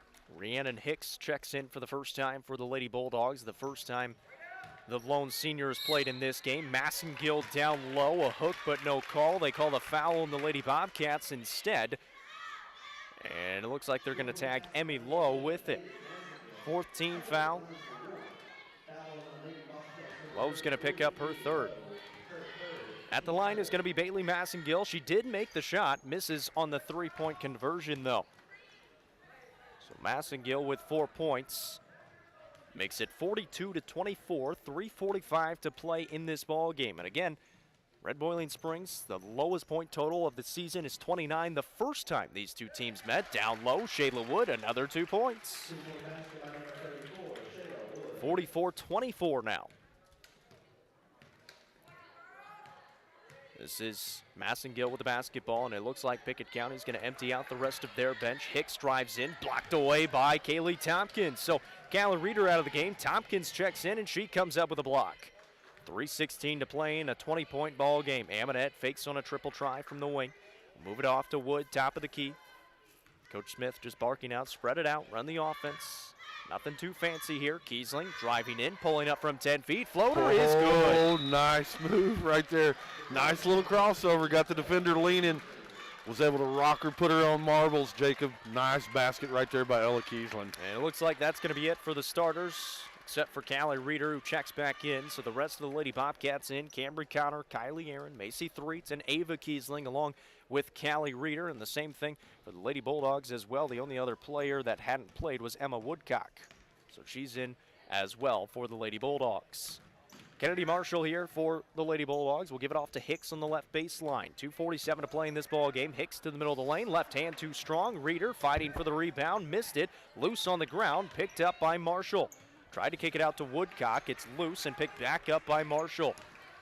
Marshall, left hand floater. No good. Rebound. Fought for again. Finally picked up by Kylie Aaron for the Lady Bobcats. Cambry Connor will have it now. She'll push the pace. Gives it off to Threet in the corner. Threet traveled with it. She went for a shot fake and kind of shuffled her feet before she put the ball on the ground. And the Lady Bulldogs will get it back with 2:22 to play. 46-24, the Lady Bobcats lead, and well, most likely going to walk out of here with a win, and a huge win as well for the Lady Bobcats. They're now 2 clear of everyone else in the district. Yeah, if you think about it, the top teams that they played that they beat have been road games too. So, you know, the return matches back at Pickett County, so certainly in the catbird seat. Jump ball is called, so Lady Bobcats back with it. And going to be another big matchup coming up, another ranked matchup, 3rd ranked matchup in a row coming up for the Lady Bobcats. So long as some more snow doesn't get in the way of that. We got a foul at the other end. Is that a charge or is it a block? Looks like they called the block on Red Boiling Springs, so that's going to send Macy Threet to the line. Foul's going to be called on Emma Woodcock, her first. But as I was saying, Pickett County, they get Clay County coming up on Tuesday. And again, hopefully they're able to get that game in. Supposed to be at Clay County, and yet another chance for this Pickett County team to go on the road and get a district win. Yeah, the big game. They're all going to be big from here on out. But yeah, we'll see if that game goes down. Snow in the forecast, so we'll see. Ava Kiesling tries a triple after the Bobcats got an offensive rebound. Threet unable to hit either of the free throws, but the Bobcats still with it. Kiesling missed the triple. Now Aaron's got it on the top of the key. 1:45 to play in this ball game. Pickett County still playing hard. Down low to Reeder. Got great position and lays it up and in for the 2 points. Only 5 points for Callie Reeder in this game, but she hasn't really needed the point output as she has had in past games, thanks to Ella Kiesling and Allie Amonette in this one especially. Yeah, she's got 9 rebounds and 5 block shots, so she's done a lot of things other than score the basketball. There's Woodcock in the corner. She's able to knock down the triple. 48-27, 1:15 to play in this ball game. Aaron, top of the key, trying to penetrate. A lot of contact. They let it go. Cambry Connor in the corner. She fakes a 3, drives in, gets the middle of the lane. Another good position for Reeder, but too high off the glass, no good. Lost it out of bounds were the Bobcats. And going back the other way for the Lady Bulldogs. Jacob, can you remind me and the listeners what the score was last game when we played? It was 48-29. And the score right now? It's 48-27. Yeah. 51 seconds to play in this one, and a steal for the Lady Bobcats. So we'll see what they decide to do here with 43 seconds to play. A tie-up. It's going to be a jump ball, and guess what? That's going back to Red Boiling Springs, so a chance to have the same exact score. 48-27 with 40 seconds to play in this ball game. Red Boiling Springs will have the basketball. Marshall comes across the timeline, will drive in, kick it on the left wing for Hicks. Give it off, 3-ball coming is no good. Rebounded by Macy, 28 seconds to play. Stolen back though by Tequila Hunter. She lost the handle on it, it's loose on the ground.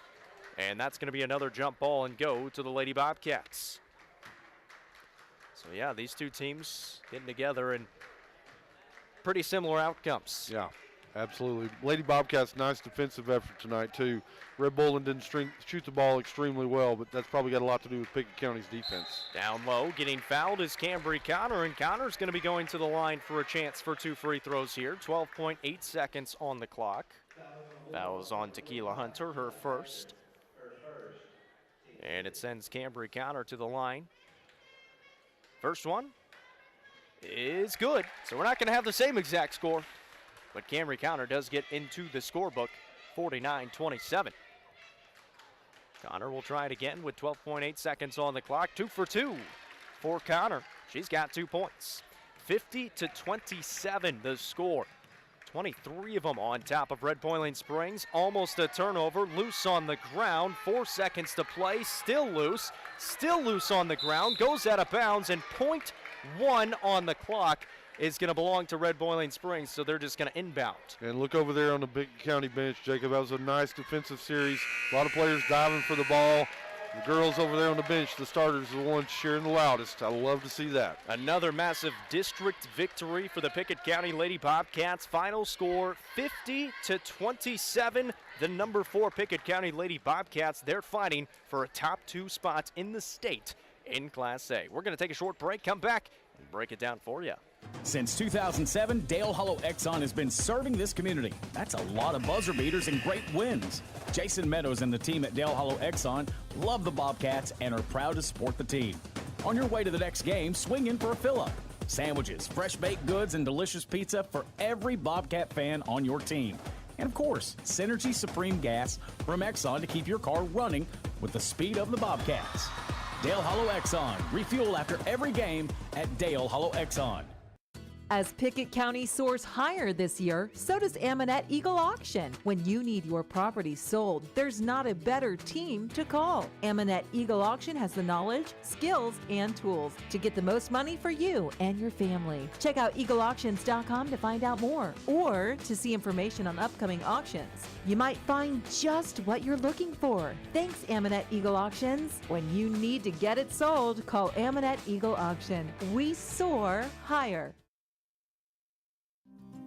The world is in a constant state of change, evolution on a global scale. Never has it been more important to get the maximum value for every dollar you earn.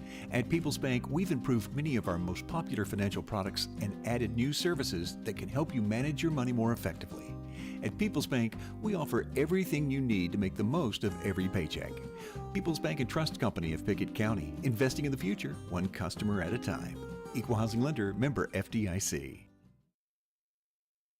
When your day-to-day work causes pain, when your daily exercise stops you cold, when picking up the groceries or your grandchild makes you ache, call Milestone. Milestone Physical Therapy improves lives. Milestone builds futures by finding the source of your pain. It's not about covering up the aches, it's about getting rid of them. Call 864-8090 for an appointment. 864-8090. Orthopedic care that improves your life. With over 20 years' experience, see Laura Reagan at Milestone Physical Therapy. Wellness is about people. People like Dr. Andrew Todd, Dr. Matthew J. King, FNP Benjamin Aaron. Local experts taking care of local people so you can relax and feel at home. That's the goal at Byrdstown Medical Center, making it a comfortable place where you and the team focus on your health. Being well, Byrdstown Medical Center. Schedule an appointment today, 864-3187. That's 864-3187. Byrdstown Medical Center, the local way to stay well.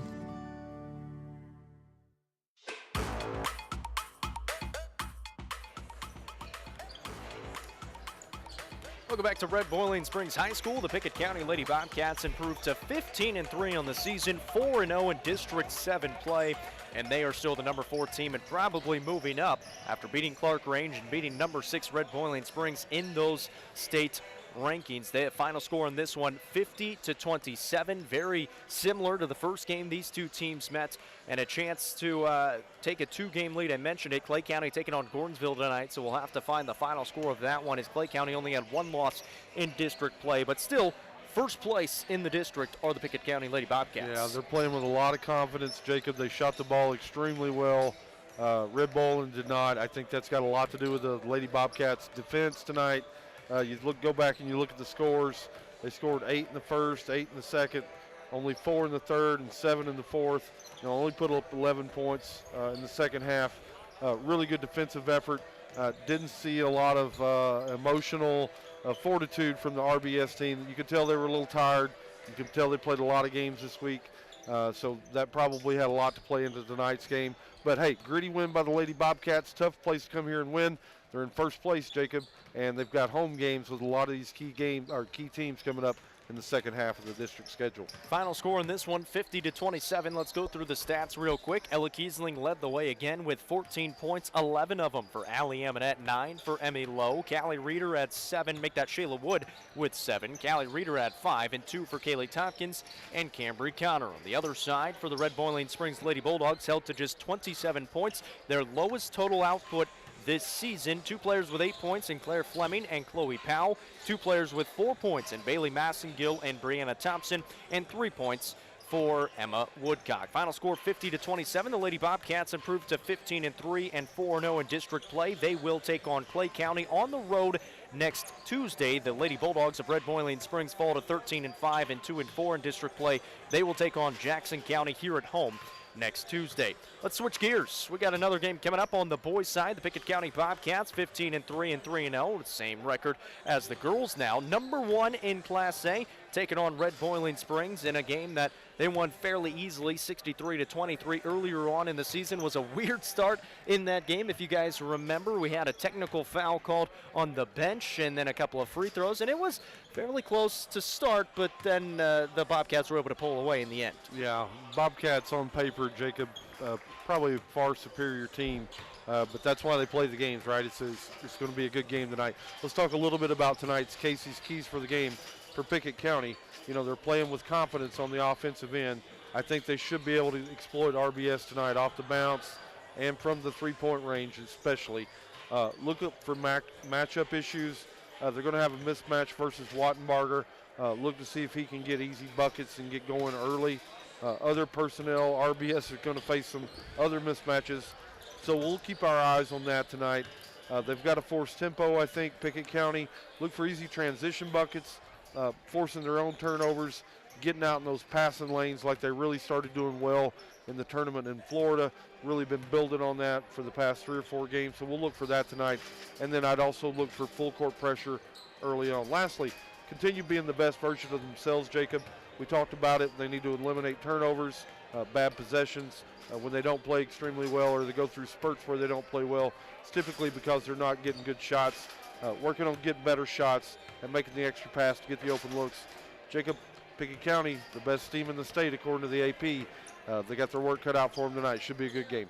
The Bulldogs were actually winners last night against Clark Range, so they get their first district win of the season. They improved to 4-14 on the season, but only scored 23 points against Pickett County last time. But this is a Bobcats team. They can lock you down defensively. For the Bulldogs, what are your keys for them to try to get something going here against the number 1 team in the state? Yeah, Casey's key for the game, for RBS.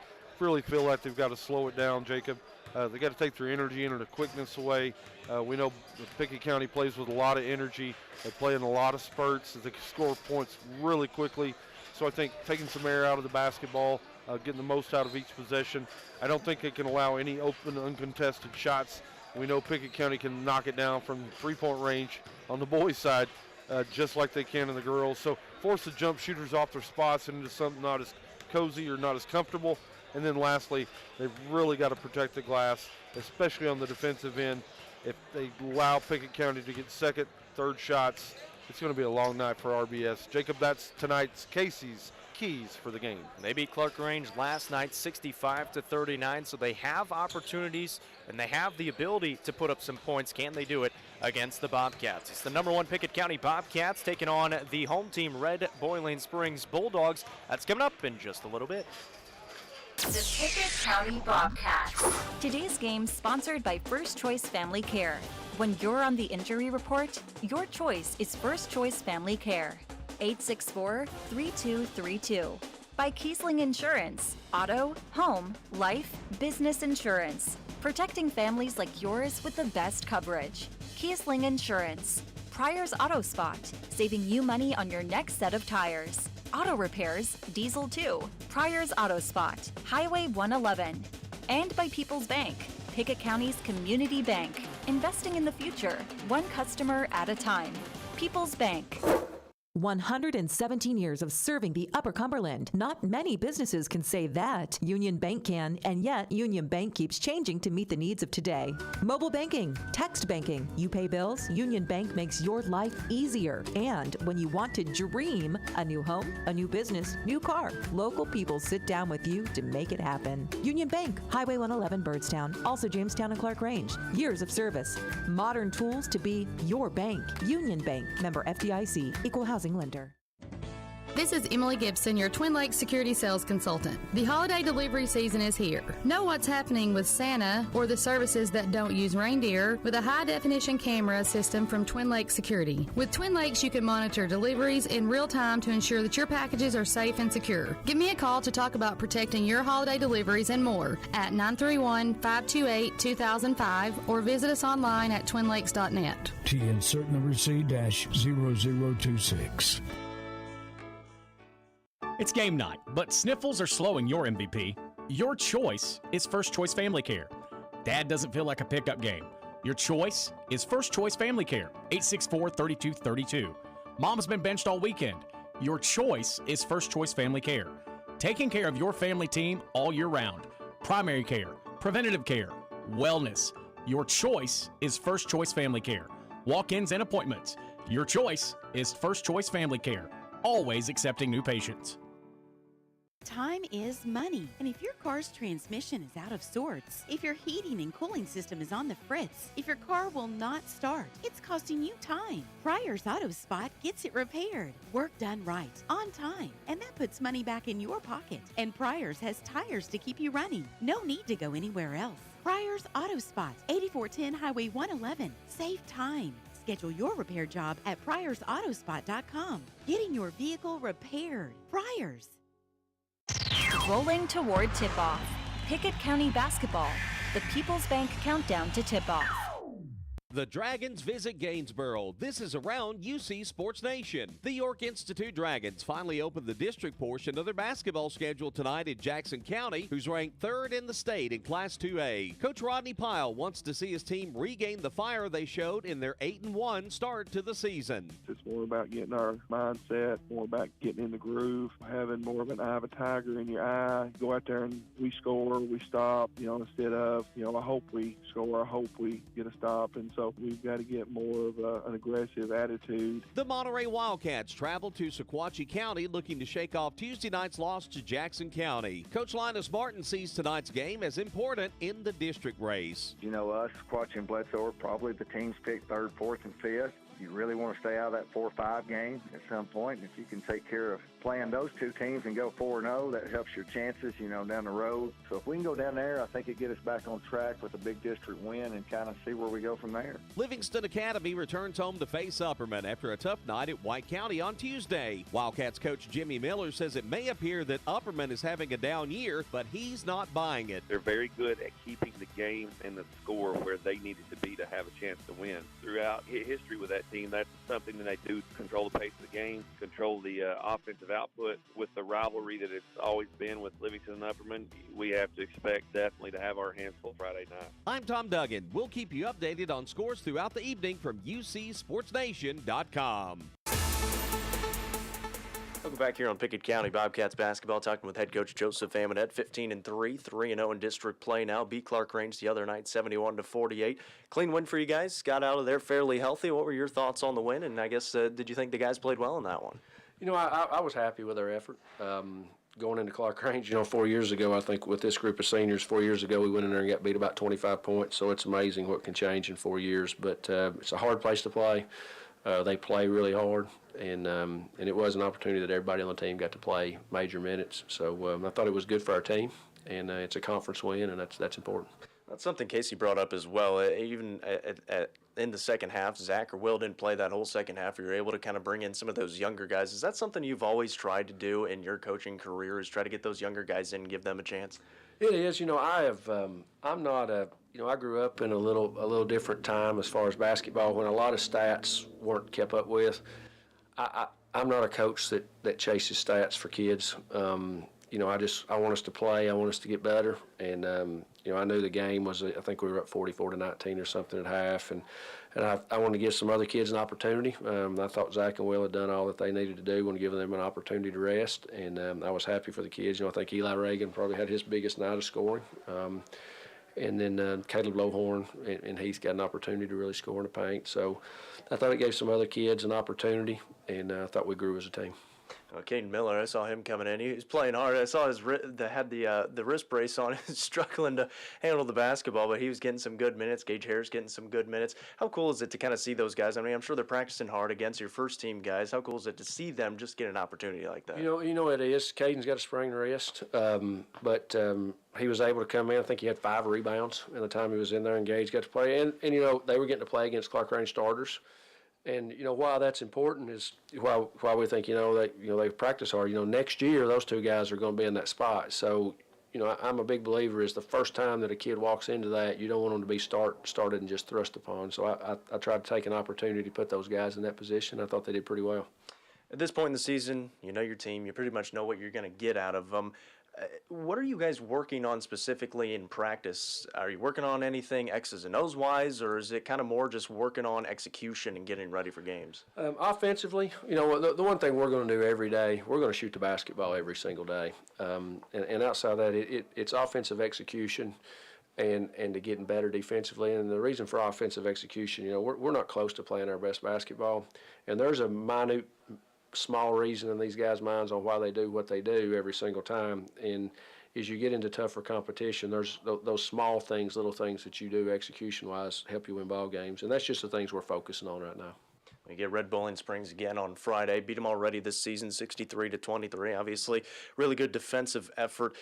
In games like this one, we kind of talked about it off the air, but do you stress the importance of bringing energy in this one? I guess what is kind of at the top of your mind getting ready for games like this one? Red Bowling Springs is, I don't know if there's a tougher place to play in the state of Tennessee than to go to Red Bowling Springs and play. They've got a real tough environment to go play in. They got a good home court advantage. They're much improved. They played Gordonsville to a really close game. They've won some games. I think they played a really good half last night against Clay County. So, it's a conference game. We're going to be excited about it, and kind of what we focus on. I don't overly talk about our opponents, very little. I do everything the same, whether we're playing Clinton County, Kentucky, or we're playing the best team supposedly in the state of Tennessee. We're just worried about us improving. So we want to be better each day. So on Friday, we want to be better at the end of the day than we were at the start, and that's kind of our focus. That's head coach Joseph Amonette with the Pickett County Bobcats. We'll be back in a moment.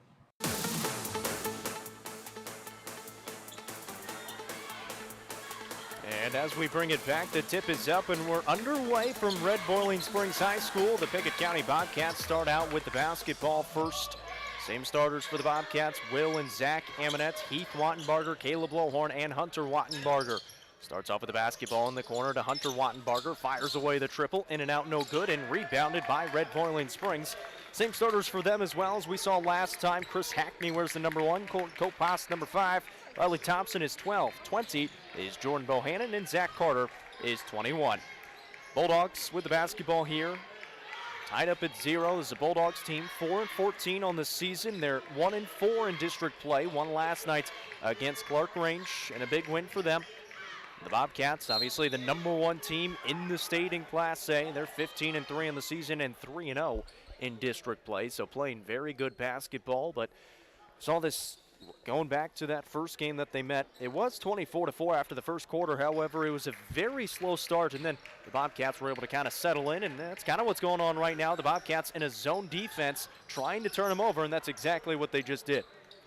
Come up with the steal. Zach Amonette at the other side. 3 ball from the right side, a little bit deep. Fighting for the rebound, and the Bulldogs come up with it. So a slow start again here for the Bobcats against Red Bowling Springs. This is Hackney will hand it off into the hands of Thompson. In the corner it goes, and another steal for Pickett County. 0-0, 6:40 to play here in the first. Hunter Wattenbarger brings the ball up, pass off to Will Amonette. We'll give it back to Wattenbarger on the wing. Wattenbarger looking around the perimeter. 6.5 to play here in the first. Wattenbarger driving in left baseline, gets cut off. Will pass it back out to Will Amonette. Will hand off to Heath, pulls up at the free throw line and passes off to Hunter again. Kick it out to Will on the wing, give it back to Hunter. Fakes the three, drives in, dump off to Lowhorn. Great pass and a good finish for Caleb Lowhorn for 2. He needs change for that dime right there. He just dropped to Lowhorn. Really nice pass by Hunter over to Lowhorn for the deuce. Really, really nice job. 6 minutes remaining here in the first quarter. It's 2-0. Bobcats up by 2. Hackney with it, will bounce it in the corner. Shot coming from the corner is deep, no good, off the hands of Zach Carter, a senior with this squad. An offensive rebound, though, back up and no good from Colton Kopus. Rebound by the Bobcats. Hunter Wattenbarger left open, lets it fly, can't get it to fall. Offensive rebound for Heath. He'll go back up, get fouled, and get it to go. And Heath will be at the line for 1. You know what we call that? We call that big boy basketball right there, Jacob. It went up high, got the rebound in traffic, made a big boy move to the goal, was able to get the and one. He's going to try to go get the three-point play the hard way. The sophomore Chris Hackney picks up his first foul. Heath knocks it down. Three-point play is good for Heath Wattenbarger. Tell you what, he has really turned up that post presence recently. He's played some really good basketball. You saw it right there. Looks scrawny, but man, he's pretty strong. Down low, wide open are the Bulldogs. That was Zach Carter. Nobody picked him up, and they find their first 2 points. It's 5-2. Yeah, Coach Eminette not excited about that. Somebody missed a defensive rotation. Guy's wide open. He's not happy about it. Will Amonette will give it off to Heath down low. 2 guys come out to him. Kick it back out to Will. Fires the triple. Couldn't get it to fall. Heath the rebound. They're going to call a foul on Heath Wattenbarger here. They're going to say he went over the back. So the first foul on Heath Wattenbarger. First foul on the Bobcats as well. It's 5-2 with 5:06 to play in the first quarter. He's taller than the guy. Not a whole lot of contact. He did reach over him. Not a whole lot of contact there. Coach Eminette didn't like it. We'll see how that one plays out throughout the rest of the night. Thompson almost turns it over. Will Amonette fighting for the steal. We got a tie-up. What's it called? They call it a timeout? Looks like Red Bowling Springs called a timeout. So the Bulldogs thought they had the Bobcats thought they had it tied up. And instead, they grant them a 30-second timeout. So 5-2 in the early going, 4:53 to play in the first, and a little bit slow start here for the Bobcats. Yeah, just kind of sloppy. You can tell not the best start out of the gate. Still trying to find a rhythm. I do think the energy's good. I think, they're full court pressure right here, Jacob. Getting a few turnovers out of that press, getting a few easy buckets, that always tends to get the offense going. So we'll look for that. 4:53 remaining in this first quarter, and it looks like one of the Bulldogs might have to check out. They have a bloody nose. That is Jordan Bohannon, who comes over to the sideline. And that means new player checking in is Maxie Wilson. Another sophomore. This is a very sophomore-dominated team. They've got 2 seniors in the starting lineup. Everybody else sophomores and freshmen. Here's a steal by the Bobcats on the inbound. Will Amonette has it. Takes it to the basket. Kick out. Zach will fake a 3. Tries to penetrate. Gets to the low block, will kick it back out to his brother for a triple try, and he knocks it down from the top of the key. So Will Amonette looking good early on. It's 8-2 with 4.5 to play in the first quarter. Bobcats lead by 6. Here comes this full court pressure. Let's see if they can turn it up. The Bobcats in that 1-3-1 that they've been running for quite a few games this season. Down low, Hackney goes over Heath Wattenbarger and gets 2 points to fall. Hackney with 2. He had 8 of them in the last game against the Bulldogs. Nobody picked up Will. Fires the triple again and knocks it down again. Will Amonette with 6 and a full timeout taken by the Bulldogs. Bobcats lead 11-4. We're back in a minute. It's game night, but sniffles are slowing your MVP. Your choice is First Choice Family Care. Dad doesn't feel like a pickup game. Your choice is First Choice Family Care, 864-3232. Mom's been benched all weekend. Your choice is First Choice Family Care. Taking care of your family team all year round. Primary care, preventative care, wellness. Your choice is First Choice Family Care. Walk-ins and appointments. Your choice is First Choice Family Care. Always accepting new patients. Most insurance ads end at competitive rates, as if that's all that matters. As your local professional insurance agent, that's just where Kiesling Insurance begins. When it comes to insuring your home, your car, or your business, Kiesling Insurance offers you personalized service and advice, along with a choice of companies to fit your needs. And yes, competitive rates, too. When you need insurance, call them, or be sure and contact the team at Kiesling Insurance or visit them online at KieslingINS.com for details about life, home, auto, or business. Back here at Red Boiling Springs High School, some more full court pressure here for the Bobcats. Bulldogs trying to break it, able to do so out of the timeout. They get it to the middle of the court and lost the handle on it, and then a foul on the Bulldogs. That was Colton Copas in the middle. Lost it, Heath stole it away, and then fouled as well. So Copas picks up his first. It's the team's second. It's 11-4. The Bobcats on top by 7. 3:53 remaining here in the first. Zach Amonette with the basketball for the Bobcats on the right wing to a cutting Lowhorn to the basket. Blocked away by Hackney, but Lowhorn's going to be at the line. That was a great pass and a great cut, and Lowhorn actually almost held on to it a little bit too long there. Yeah, really good. So he goes out to set the screen for Zach, and instead of he just rolls to the bucket. Both defenders, nobody picks him up. Weak side defender comes over, challenges him. He goes way up high. He doesn't able to finish, but he's going to try to go down 2 free throws, Jacob. He knocks down the first. He's got 3 points already in this contest. He actually had 12 points against Clark Range back on Tuesday, what we think is probably a career high for Caleb Lowhorn. He's got 4 points in the early going here. It's 13-4. That was the second foul on Chris Hackney as well, one of their best players. 3:40 remaining here in the first. Almost a steal. The ball careens out of bounds, and it's going to stay, or go to the Bobcats, I should say. Bobcats have really turned up the defensive pressure here. Full court. They're trapping once it gets across the center line. We're able to create a few turnovers right here. Let's see if they can go on a run and extend this lead. 13-4. Bobcats on top. Zach Amonette fakes a triple, drives in, gets to the basket, gets fouled, and he'll be at the line now, taking a lot of contact from Riley Thompson that time as well. So Thompson, he's going to pick up his first. That's already the team's fourth here in the first half. Amonette going to the line, leading 13-4. A chance for 2 more, and knocks down the first. Zach has really turned it on as of late. He had 24 points in the first half alone against Clark Range, and then didn't even play the whole second half. Yeah, played at an extremely high level, shot the ball well. Really like the way his ball's coming off his hand right now. Really nice rotation.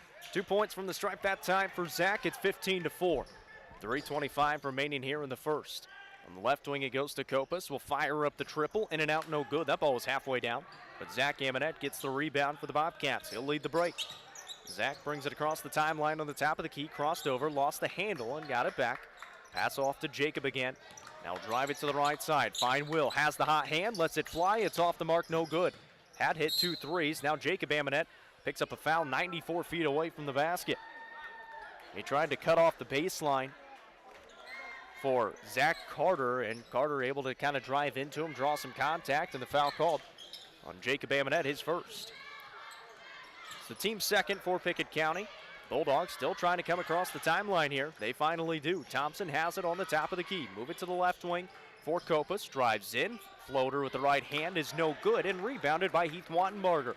2:45 remaining here in the first. 12-4. Bobcats on top. They've got the ball. Zach Amonette on the top of the key will right hand pass over to Will on the right side. Reverse it off to Jacob, to a cutting Hunter Wattenbarger. Pass it back out top to Amonette. Zach will drive in, middle of the lane, looking for a pass off. Instead puts up the shot. Couldn't get it to fall. Was trying to draw some contact, but didn't get the call. 2:23 remaining here in the first. The Bulldogs with it. Hackney driving in to the basket. Sidesteps a defender and puts it up and in. Nice move for Chris Hackney. He's got 4 points here in the early going. It's 15-6. 2:08 to play in the first. Bobcats back with it.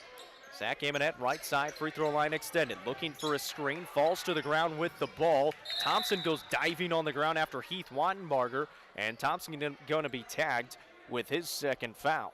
Tell you what, Thompson, he's certainly playing hard out there. Yeah, he's in Zach's hip pocket.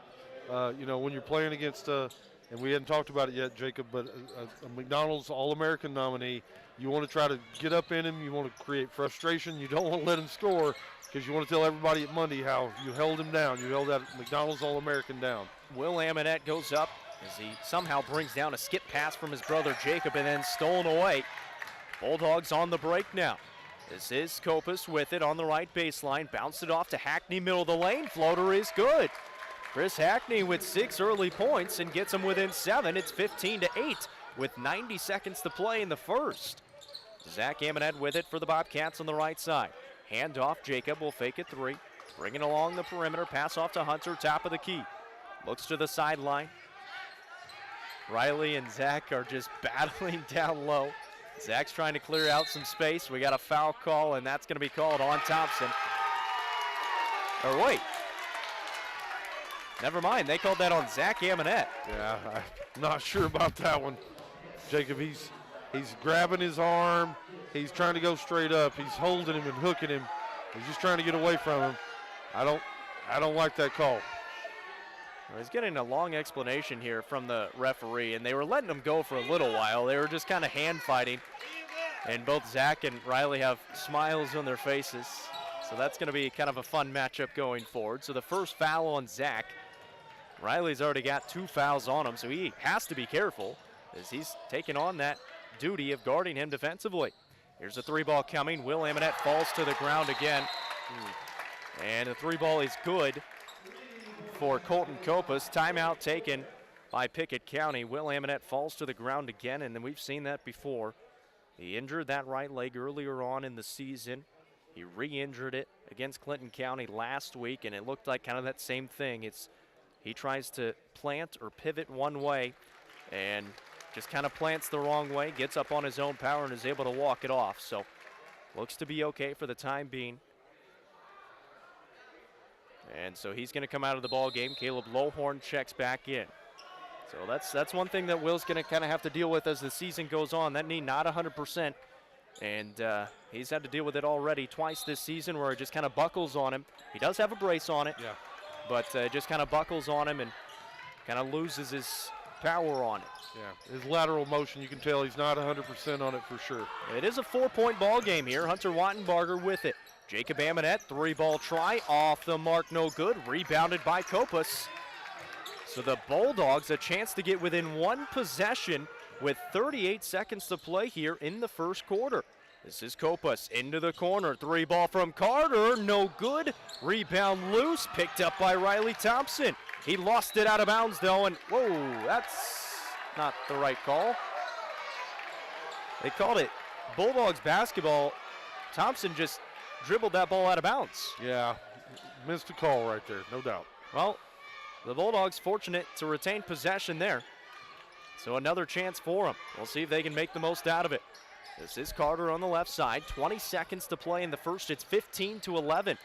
Here is Carter again. Another triple try. Goes down, and it's a 1-point game.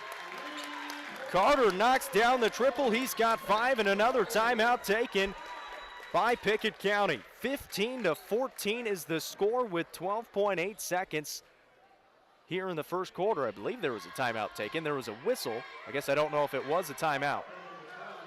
Actually, it's a technical foul on Red Boiling Springs.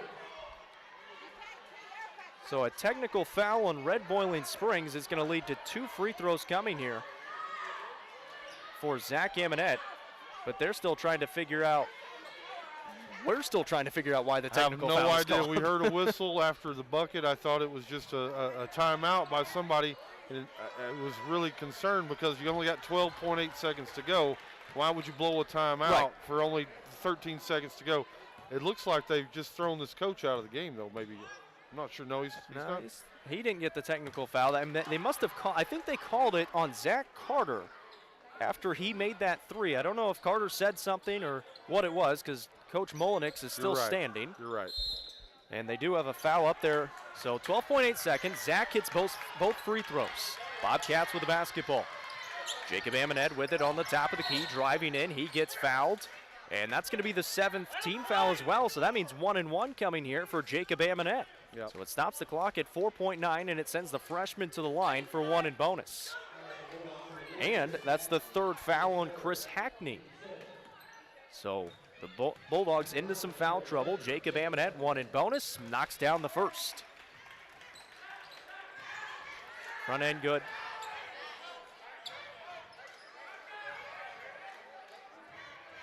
And Zach Amonette was in there trying to box out Kopus. Kopus gave him a little bit of a shoulder shiver. Zach may have sold it a little bit. Jacob knocks down the second free throw. A steal by Hunter Wattenbarger on the inbound. Takes the triple. Couldn't get it to go. Rebounded by Heath. Back up and no good. But the Bobcats lead after one, 19-14. A competitive first quarter and kind of a weird one, but it's still a lead. Bobcats up by 5. It's difficult to move forward with a personal financial plan if high-interest credit card debts are constantly holding you back. At People's Bank, we may be able to help. We can refinance your debts and consolidate them into one single loan with one single payment. Our interest rates are always competitive and could save you hundreds, if not thousands of dollars over the life of the loan. People's Bank and Trust Company of Pickett County, investing in the future, one customer at a time. Equal housing lender, member FDIC. Losing a loved one can be difficult, but you don't have to go through it alone. Brown Funeral Chapel stands beside you, answering your questions, creating a plan, helping you with the budget, taking care of the details. Brown Funeral Chapel stands beside you in some of the most difficult times of your life. Neighbors and friends ready to be there for you, to remember your loved one with caring and dignity. You don't have to shoulder it all. Brown Funeral Chapel stands beside you. Brown Funeral Chapel.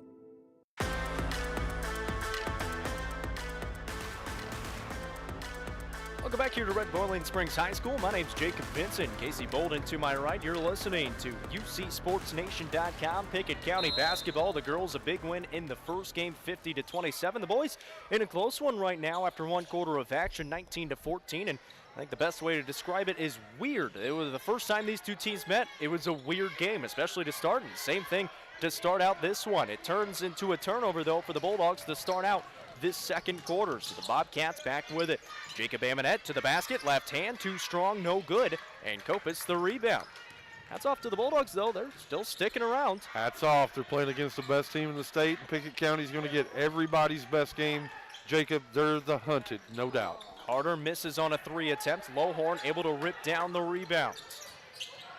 We've already seen a technical foul called in this game on Carter. Zach Amonette with a triple try, no good. Heath the rebound, kick out to his brother Hunter, who drives in, finds Jacob in the corner, fires it away. Off the mark, no good, but another offensive rebound for the Bobcats.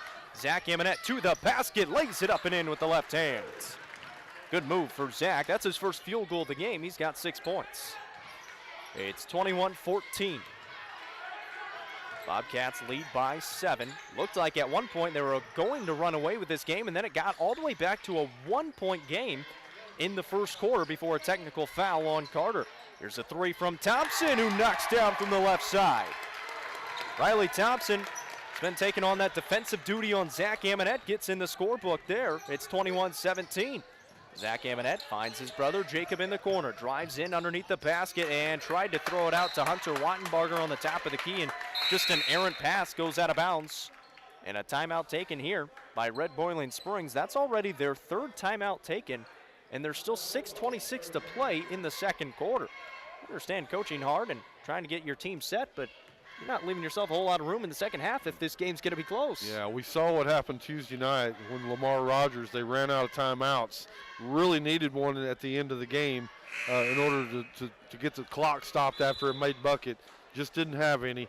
They're down to 2 timeouts left. We're still at 6.5 to go in the second quarter, so we'll keep an eye on that and see if that plays into the game here, Jacob.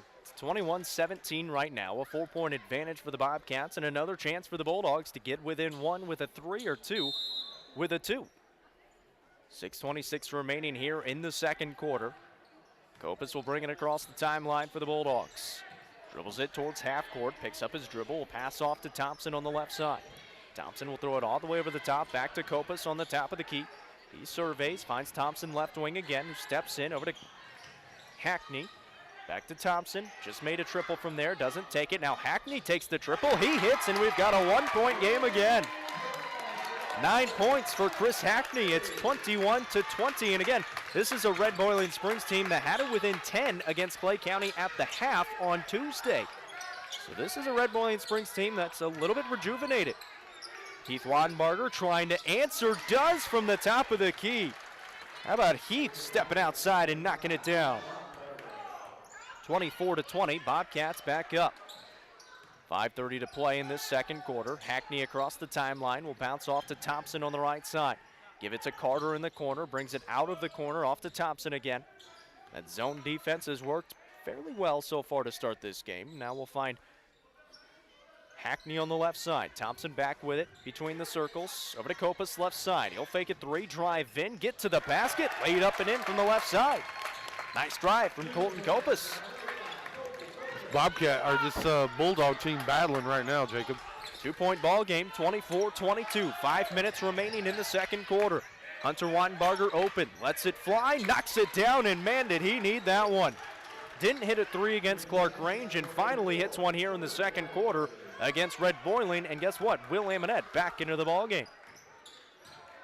4:43 remaining here in the second quarter. It's 27-22. Will came in at that last timeout, so he looks to be okay. On the left side it goes to Copas, down low to Maxie Wilson, backing down low. Horn probably could have called a foul, but they let it go. Rebound fought for. Hunter Wattenbarger comes up with it. Will Amonette will bring it up now for the Pickett County Bobcats. Hand off to Zach, fakes a 3, drives in, gets to the lane, will pick up his dribble. Now looking to pass off, will outlet it and get a rescue pass for Hunter Wattenbarger. And give it back to Will. Will set up the offense with 4:06 on the clock. Zach on the top of the key over to Hunter. Left wing it goes to Heath. Top of the perimeter again, move it right side. Down low to Heath through 2 defenders. Puts up the shot, and Heath will be at the line for 2. Couple of defenders down there, and it looked like Thompson took the brunt of it. He's going to be tagged with the foul. Yeah, ugly looking play. Had collision, had bodies flying everywhere. A lot of contact right there. He's going to try to go knock down a pair of free throws right here at the 4-minute mark. He's already hit one in today's game. Hits one right there, and Heath with 7 points now. Eli Reagan going to check in for the first time for Hunter Wattenbarger. So Hunter will get a bit of a rest. And Heath a chance for another free throw. Good again. He's 3 of 3 from the stripe. He's got 8 points in the ball game, and he leads the team.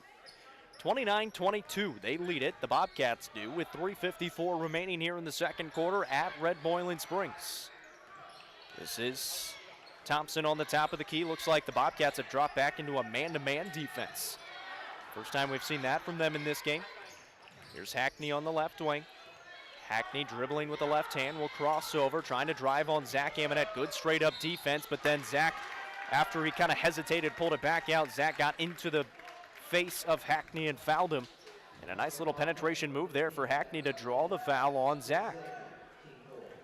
So Zach picks up his second. It's the team's 4th.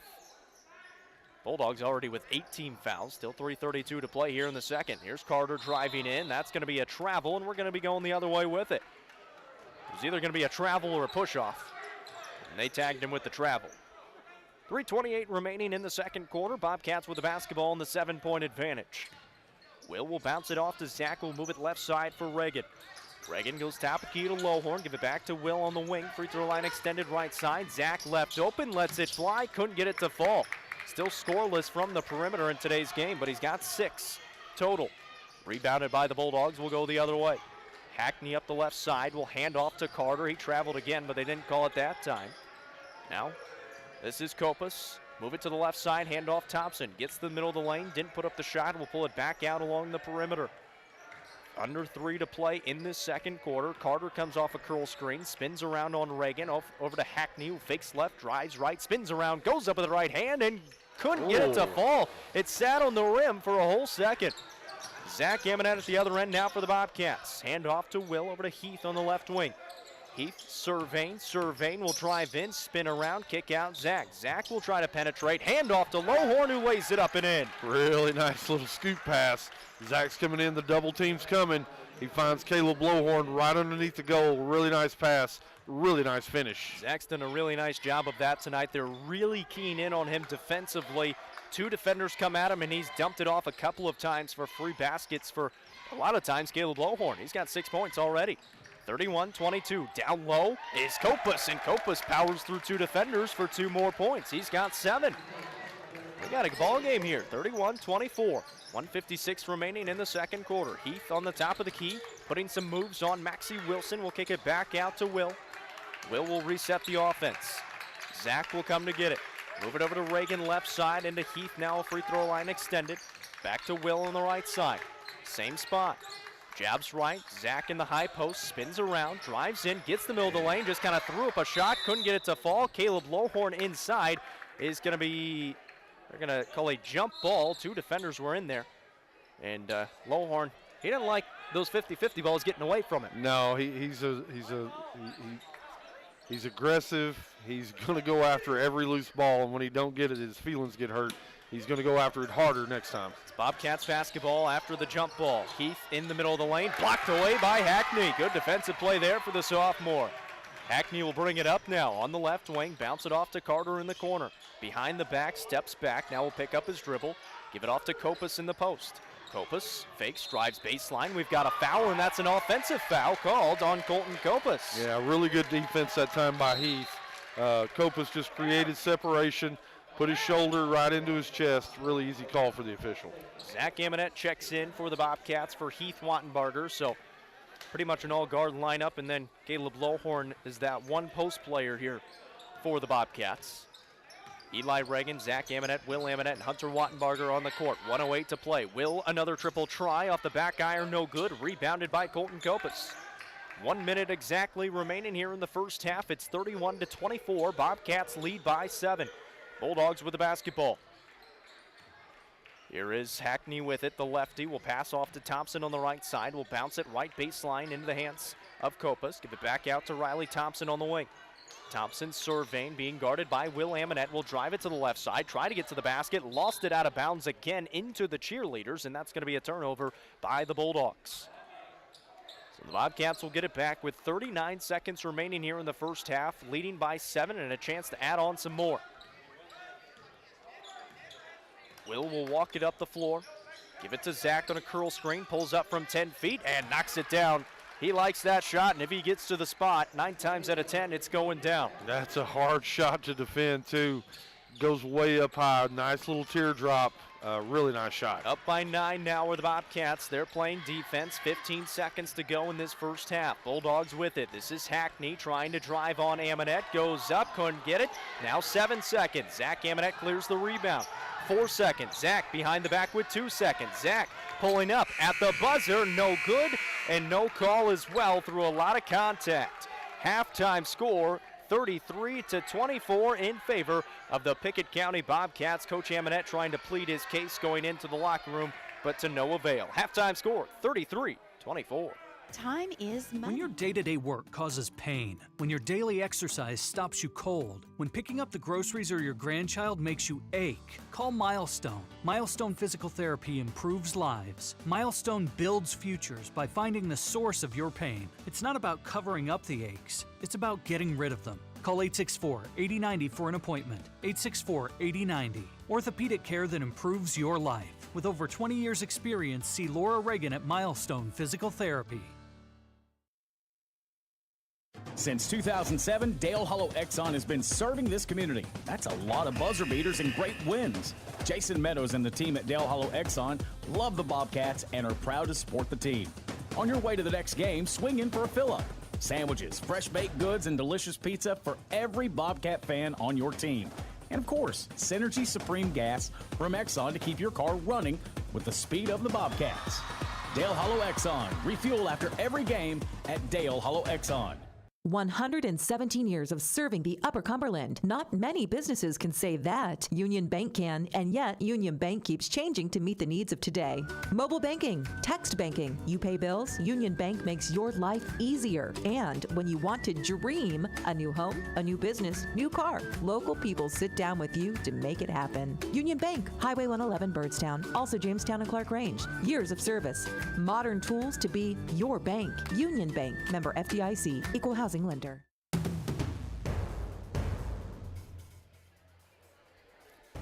Back here at halftime at Red Boiling Springs High School, and a close one here at the half, 33-24. The Pickett County Bobcats lead the Bulldogs here at home, the #1 team in the state, getting a bit of a fight here from the Bulldogs. Yeah, they're getting, like we talked about, Jacob, they get everybody's best game from this point forward.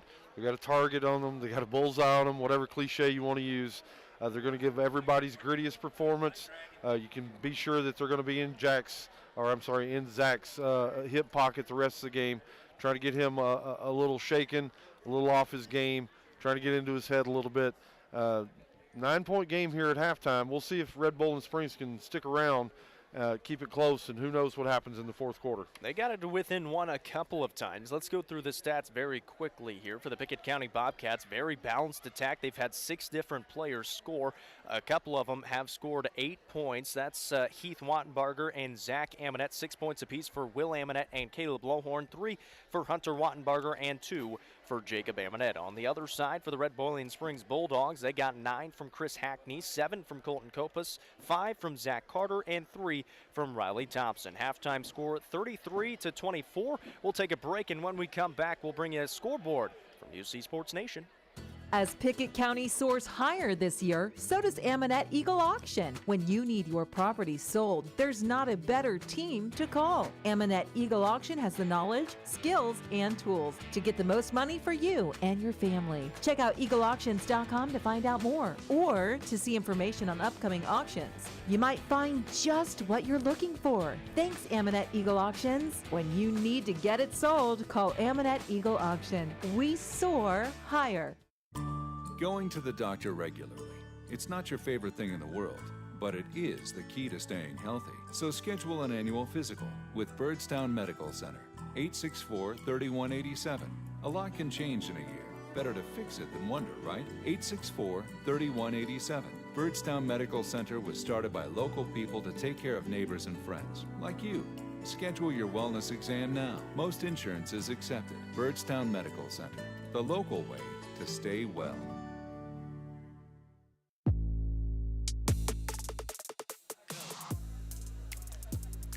Back here at Red Boiling Springs High School, halftime score of this one, 33-24. A little earlier on, the Lady Bobcats improved to 15-3 on the season. They won their ball game 50-27. They're still perfect in district play at 4-0. But Casey, a lot of really good games, especially on the girls' side, going on tonight. Yeah, UC Sports Nation scoreboard, Jacob, around the league. Excuse me. Monterey tonight goes down to Sequatchie County. They go down 39-56. Sequatchie County over Monterey. Let's see here. Really good game right here, Jacob. Coffee County, we've seen that team. Joe Pat Cope's team. They go down to Warren County tonight. That we know they've got a really nice team. Knock off Warren County Pioneers 54-40. Continuing down on the girls' side, Cumberland County tonight over DeKalb County. Final score 59-36. A really big game, Jacob, over in Livingston. Upperman goes to Livingston. I think they haven't beat, Livingston hadn't beat Upperman since, I believe, 2018 on the girls' side. Coach Riddle's able to take them down tonight. Knocks off the Lady Bees 43-38. Really good wins for Livingston Academy. White County goes on the road tonight, takes down Macon County. Final score 76-35. You mentioned it, Jacob, the UC Sports Nation game here. Pickett County over Red Boiling Springs. Final score 50-27. And then we had one more final. On the girls' side, Cookeville takes down Lebanon tonight, moves to a perfect 19-0 on the season. They take down Lebanon 64-58. We'll see if we've got any updates on the boys' side. Jacob, just scrolling through here really quickly. I think we've got one score here. We've got DeKalb County 15, Cumberland County 11. That's going into the second quarter, and that's the scoreboard. Actually, we've got one more game. Cookeville at the second quarter leads Lebanon 31-24. Jacob, that's the UC Sports Nation scoreboard. Back to you. So a lot of big games around the area. You heard them here on UCSportsNation.com. We'll take another short break and hear again from Cy Webb at halftime. Losing a loved one can be difficult, but you don't have to go through it alone. Brown Funeral Chapel stands beside you, answering your questions, creating a plan, helping you with the budget, taking care of the details. Brown Funeral Chapel stands beside you in some of the most difficult times of your life. Neighbors and friends ready to be there for you, to remember your loved one with caring and dignity. You don't have to shoulder it all. Brown Funeral Chapel stands beside you. Brown Funeral Chapel. Welcome back here on Pickett County Bobcats basketball. At halftime, we're talking with Cy Webb. He's 12 years old, and he's a bull rider. And Cy, tell me a little bit about that. You said you've been doing it for quite some time, and it sounds like you bull ride, might rope a little bit. Just kind of take me through what all you do in terms of around the rodeo, I guess you could say. Well, just riding bulls and rope calves, about it.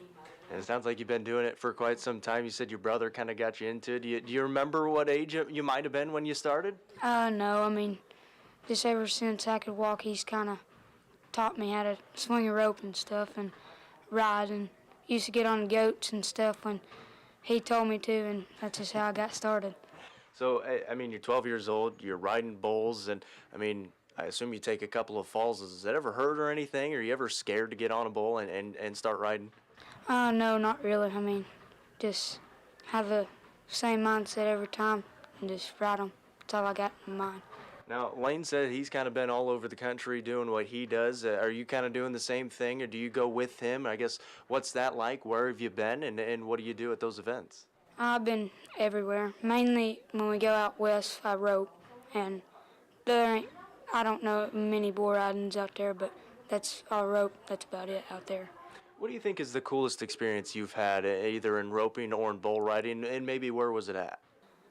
Vegas. I mean, with the pros and everything out there, that's what I think best experience I've had. Did you get to work with the pros? Was that why it was so cool? Not really, but I mean, they was out there, everybody was out there, and you're just kind of with them and stuff, and you just kind of see them. What makes bull riding so fun? I know you mentioned it. You kind of, I mean, you get on, you're not really scared to do it, but what makes it so fun? Adrenaline, or whatever you say. Adrenaline? Yeah, adrenaline. There you go. That. Yeah, I can imagine getting on the back of a bull. And I guess for you, I mean, you're only 12 years old. You still got a lot of, I guess, career ahead of you. What's maybe a couple of goals you have in this? Just win a gold buckle in Vegas one day. Okay, you got to explain that one to me. I'm not around the rodeo, so what is the gold buckle in Vegas? Well, it's the championship of rodeo. Okay. And then do you have to kind of work your way up to that? And I guess what's that process like? When you rodeo all year, and when you a pro and all year, and then last couple, if you make it, you play a rodeo in the championship. That's awesome. So I assume bull riding is your favorite, roping pretty good. Is it kind of between the two, or has it always been bull riding? It's always been bull riding. All right. That is the 12-year-old Cy Webb here at Pickett County, a bull rider, a roper, and it sounds like a pretty good bull rider as well. We'll be back in a moment right here on Pickett County Bobcats basketball.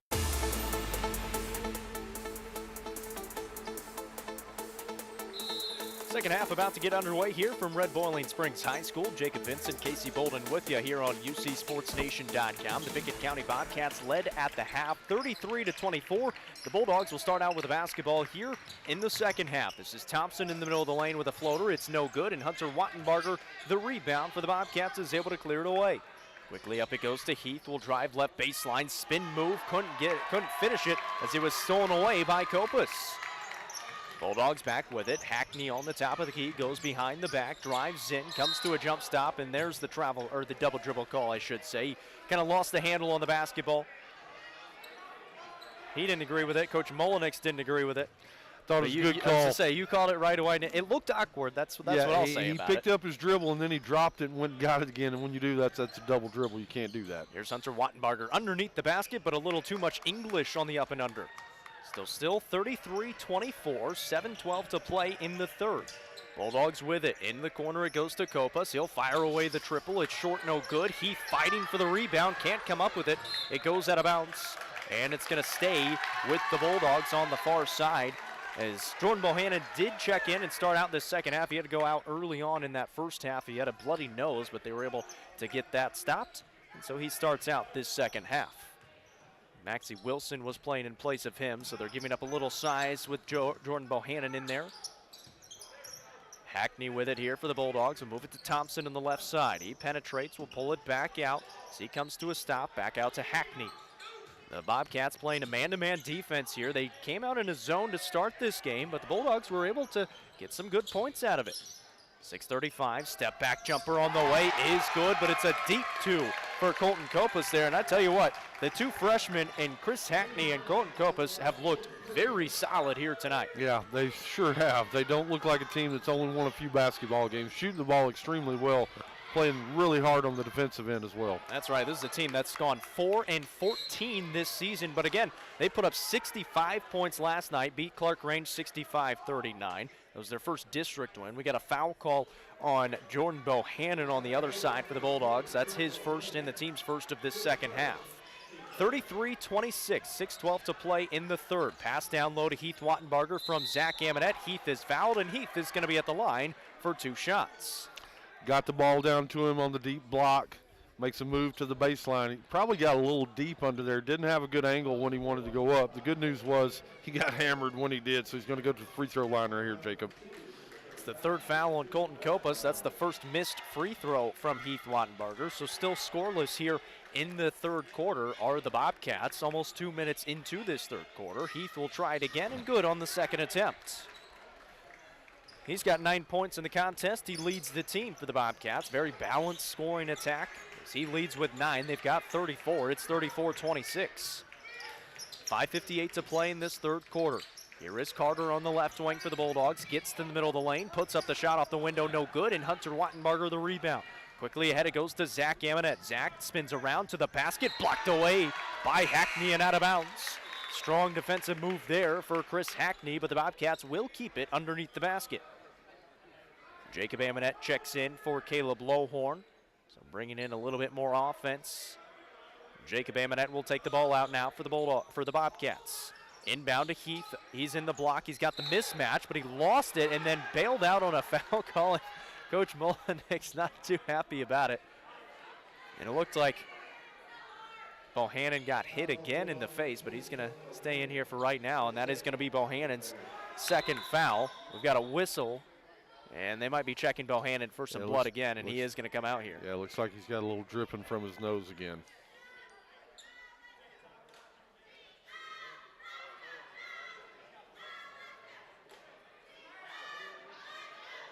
So it looks like they're going to bring a sub in here for Maxie Wilson, or for Bohannon, I should say. It looked like his mouth was bloodied up that time. Yeah. So he's had the bloody nose, and his mouth is now bloodied up as well. He's taking a beating down there. And again, he was guarding Heath Wattenbarger. He's given up a good 7 or 8 inches to Heath. Yeah, it looks like he's been in an MMA fight here tonight. Zach Amonette with it for the Bobcats. We'll give it off to Heath. We'll then find Hunter on the top of the key. Give it over to Jacob on the right side. We'll start the offense. Zach on the right wing will drive in, get to the middle of the lane, put up the floater, couldn't get it to fall, and rebounded by Copas, who lost it out of bounds, but it was poked by Zach Amonette. So it's going to stay with the Bulldogs going the other way. 34-26 the score, just an 8-point advantage for the #1 team in the state over the Bulldogs right now. 5:17 to play here in the third quarter. Hackney will bring it across the timeline, set up the offense for the Bulldogs. Get a screen from Wilson, move it to the left, get stopped by 2 defenders, get it back out to Copas now. Copas throws it in the corner for Thompson. Thompson looking around, spinning the ball in his palm. Not too often you see that in the middle of the game. You spin the basketball on the palm other than at the free throw line. Here is Carter driving down low. He gets fouled by Jacob Amonette. And Jacob is going to pick up his second foul. It's the team's first here in the second half. Caleb Lowhorn checks in for Heath Wattenbarger. Chris Hackney will inbound here for the Bulldogs underneath the basket, left block. To Copas, give it back to Hackney, lost it out of bounds, and they're going to say that's going to belong to the Bulldogs right in front of the bench. They're going to say Zach poked it out of bounds. So Copas will inbound, find Hackney, and they'll be able to set up the offense here. On the Lady Bulldogs logo on the court here at Red Boiling Springs. It's a screen from Wilson. Hackney driving to the left side, gets stopped by 2 defenders, Lowhorn and Zach Amonette. That's a double dribble. Yeah. There's the call. Just looked, he did it almost quick enough where he almost got away with it. Yeah, I didn't know if he were going to see it. The official didn't have the best angle at it, but he just touched his, the second hand up to the ball like he was going to grab it and then dribbled again. Good call right there by the official. So a turnover by Thompson gives the ball back to the Bobcats, and then a foul by Carter, and a fortunate one really because it was almost a run out for Zach Carter there as he jumped the passing lane but got there just a split second too late. So a foul on Carter. That's already the 4th team foul here in the third quarter with 4:27 to play. It's 34-26. Bobcats lead by 8. They've got the ball. Hunter on the left wing for the Bobcats. Into the high post to Zach Amonette. Drifts out to the top of the key. Now trying to drive in. Gets to the basket. Puts it up and missed it short. Had the mismatch on Thompson, but couldn't get it to fall. Hackney will bring it up now for the Bulldogs. Puts a couple moves on at the wing. Now will pass off to Thompson. Thought about pulling up. Now looking to pass off. Hands off to Hackney on the right side. Fakes a shot. That's going to be a carry on Chris Hackney. Hesitated for a second, and we're going to get a timeout taken here by Red Boiling Springs. I believe, there it is. Full timeout taken by Red Boiling Springs. 34-26. Bobcats on top. 3:59 to play in the third. We're back in a minute. Getting sick. Is there anything worse? When it happens, it's good to know neighbors are right there to help you. Byrdstown Medical Center. Local people started it. So neighbors and friends would have a place focused on wellness. So when you're not feeling your best, get the answers. Byrdstown Medical Center, 864-3187. 864-3187. Call them when you're not feeling your best. Most insurance is accepted. Byrdstown Medical Center, the local way to stay well. 117 years of serving the Upper Cumberland. Not many businesses can say that. Union Bank can, and yet Union Bank keeps changing to meet the needs of today. Mobile banking, text banking. You pay bills, Union Bank makes your life easier. And when you want to dream a new home, a new business, new car, local people sit down with you to make it happen. Union Bank, Highway 111 Byrdstown, also Jamestown and Clark Range. Years of service. Modern tools to be your bank. Union Bank, member FDIC, equal housing lender.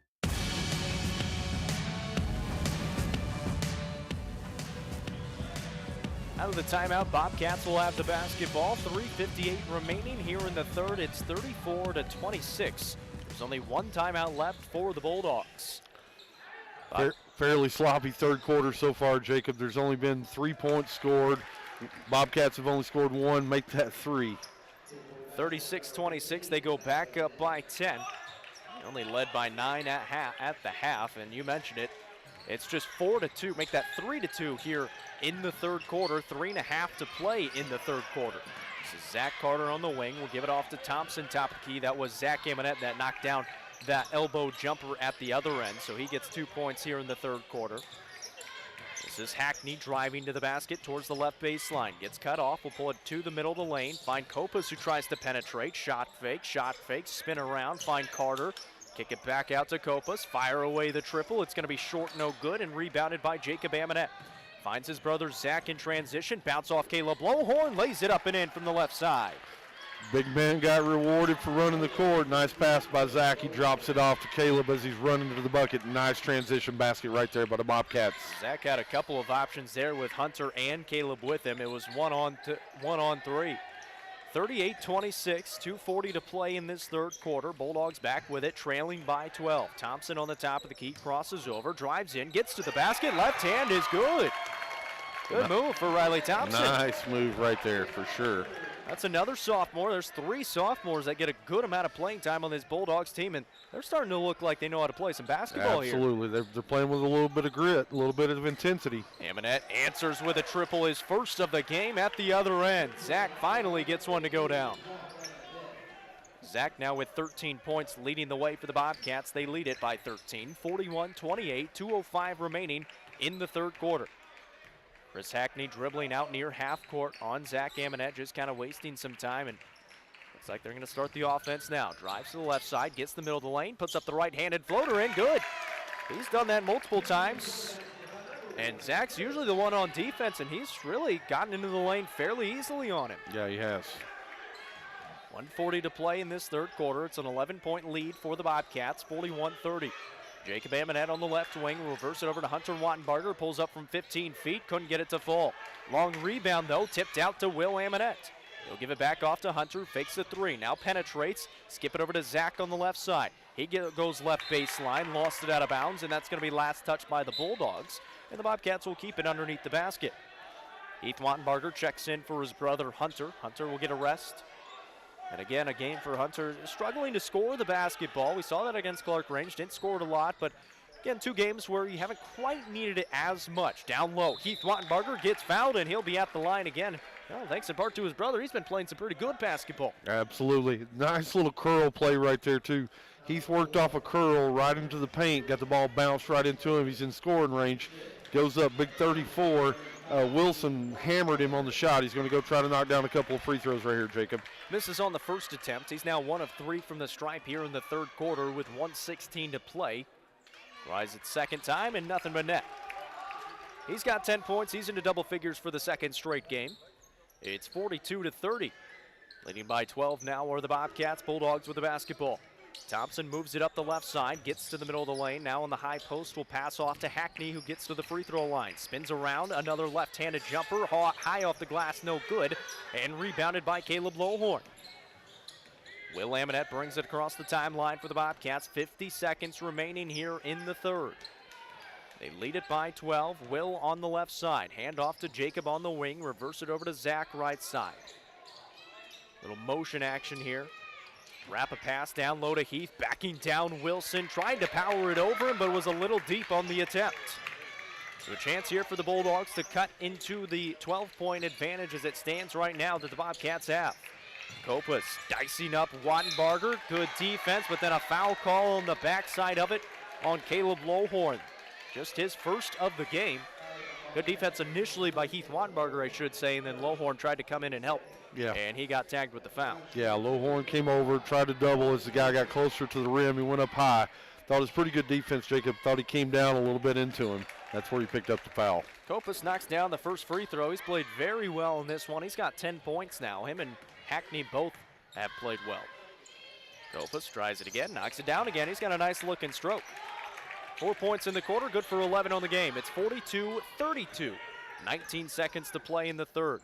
Bobcats with it. Zach Amonette over to Jacob on the left side with 12 seconds. Jacob down low to Zach in the post with 10 seconds. Backs down his defender and goes up for the 2 points. We talked about mismatches before the game. Right there's one. If you can get it ball down low to Zach, he can score. Copas with 2 seconds. Middle of the lane floater on the way. No good, off the mark. Good defense by Heath that time. And the Bobcats lead by 12 at the end of 3, 44-32. One more quarter coming up. Most insurance ads end at competitive rates, as if that's all that matters. As your local professional insurance agent, that's just where Kiesling Insurance begins. When it comes to insuring your home, your car, or your business, Kiesling Insurance offers you personalized service and advice, along with a choice of companies to fit your needs. And yes, competitive rates, too. When you need insurance, call them, or be sure and contact the team at Kiesling Insurance or visit them online at KieslingINS.com for details about life, home, auto, or business. As Pickett County soars higher this year, so does Amonette Eagle Auction. When you need your property sold, there's not a better team to call. Amonette Eagle Auction has the knowledge, skills, and tools to get the most money for you and your family. Check out eagleauctions.com to find out more or to see information on upcoming auctions. You might find just what you're looking for. Thanks, Amonette Eagle Auctions. When you need to get it sold, call Amonette Eagle Auction. We soar higher.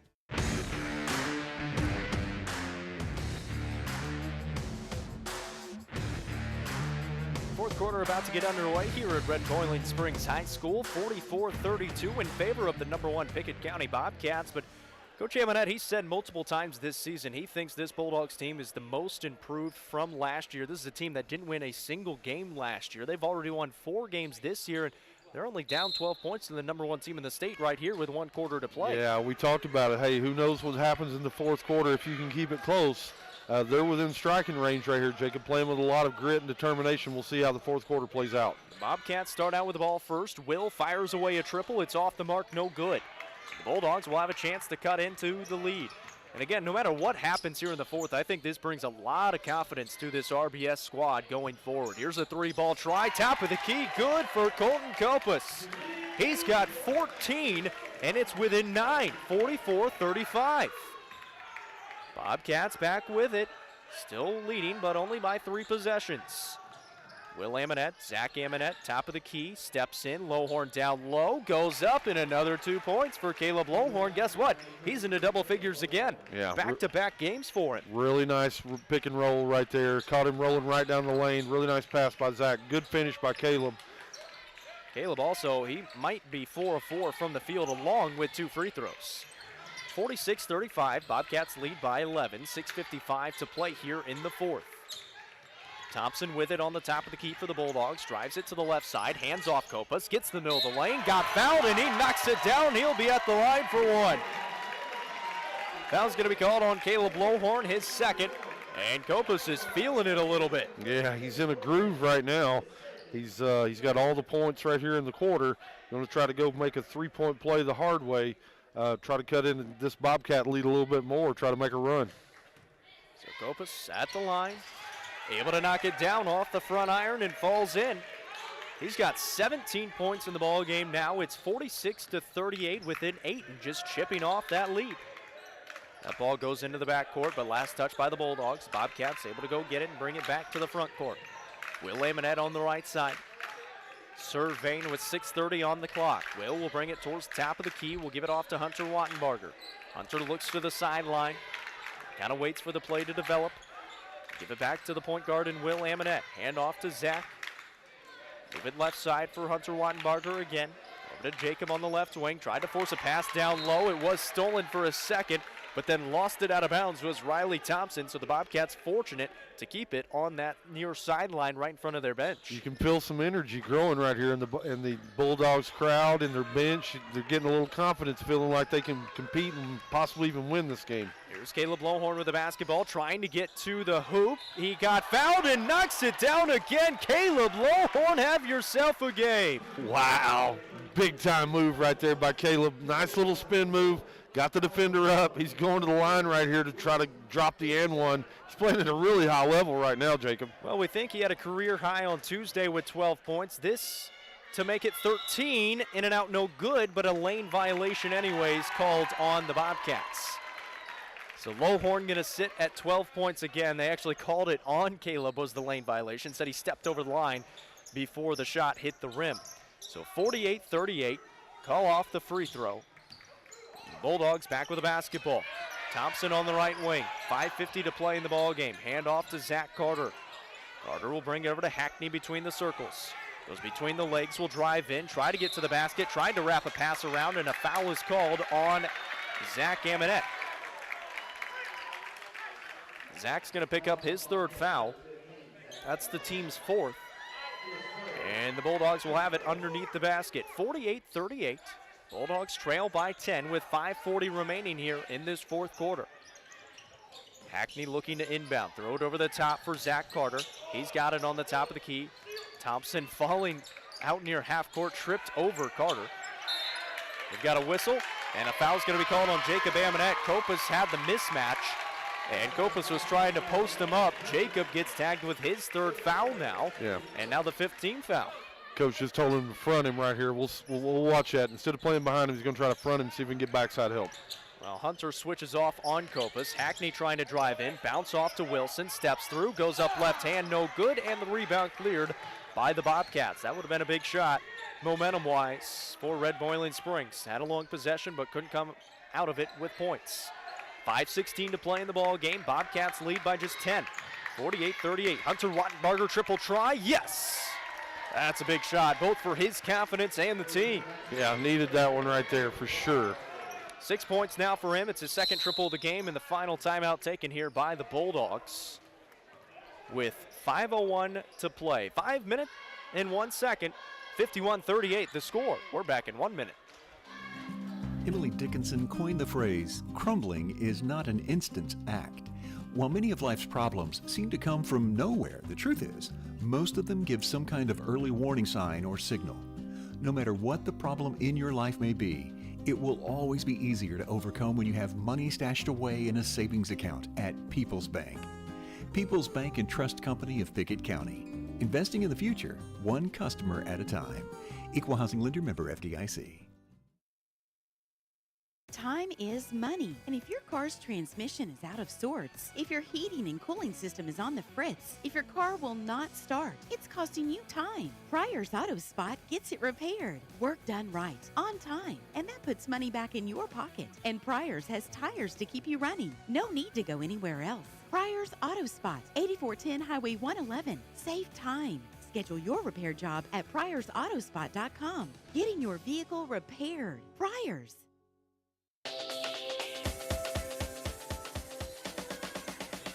Out of the timeout, Bulldogs with the basketball. They have no timeouts left. 4:57 to play in this game. They trail by 13, 51-38. Hackney comes out to get it. He'll set up the offense, move it to the left side. Get it in the corner now to Thompson. And that's going to be a travel on Riley Thompson. Can't have that if you're the Bulldogs, trailing by 13 at this juncture in the game. Yeah, it's gut check time right here. If you're RBS, you've got to continue to dig in and try to chip away at that lead. If you're Pickett County, trying to hit a few buckets right here and close this game out. 4:35 on the clock. Bobcats with it. Zach fakes a three, steps inside the perimeter, finds Will open for a three. Off the back iron, no good. Heath skying for the offensive rebound. Kick it back out to his brother Hunter on the wing. Wattenbarger dribbling between the legs, will kind of spread out. Now the Bobcats are just going to go 5 wide with 4:17 on the clock.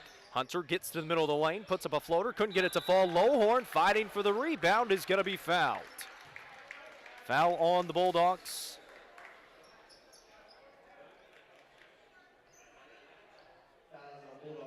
Caleb Lowhorn is a competitor, Jacob. He's in there battling for every loose ball, every rebound. He's one of my favorite Bobcat players to watch. He gets 1 and 1 right here, and there's 13 points for Caleb Lowhorn. Possibly a new career high. He had 12 against Clark Range the other night, and this time 13 in a game that he's had to play this whole time. Missed on the second attempt. He's going to stay at 13, but an offensive rebound for Zach Amonette, and the Bobcats still get another chance, leading by 14, 52-38. 4:03 to play in this ball game. Zach Amonette moving to the left side for Heath. Back top of the key goes to Lowhorn. Lowhorn handoff to Zach, comes off the curl, drives to the basket, off the window, and good with the right hand for Zach Amonette. What a move for Zach, his 17th point of the ball game. 54-38 the score, 3:40 remaining here in this game. Carter in the corner for the Bulldogs, spins around on the baseline, blocked away by Heath, and we're going the other way. Bobcats with it. Zach across the timeline, finds Hunter streaking to the basket, goes up and lays it in. Nice look-off pass. Nobody knew where he was going because he wasn't looking, but Hunter Wattenbarger says I'm wide open, and he found him. Nice bucket. Hunter's got 5 points here in the quarter, and the lead has swelled to 18, 56-38, 3:13 to play in the ball game. Bulldogs were within striking distance. They added within 8 here in the quarter. The Bobcats back up by 18 again. Thompson out near half court. 3 minutes remaining in the ball game. Hackney on the right side, blocked by Wattenbarger on a triple try, but picked up by the Bulldogs again. And Kopis is able to put it up and in. 56-40 is the score. 2:45 remaining in the game. Will is just going to walk it up the court. Zach Amonette on the right side, doesn't use the screen from Lowhorn.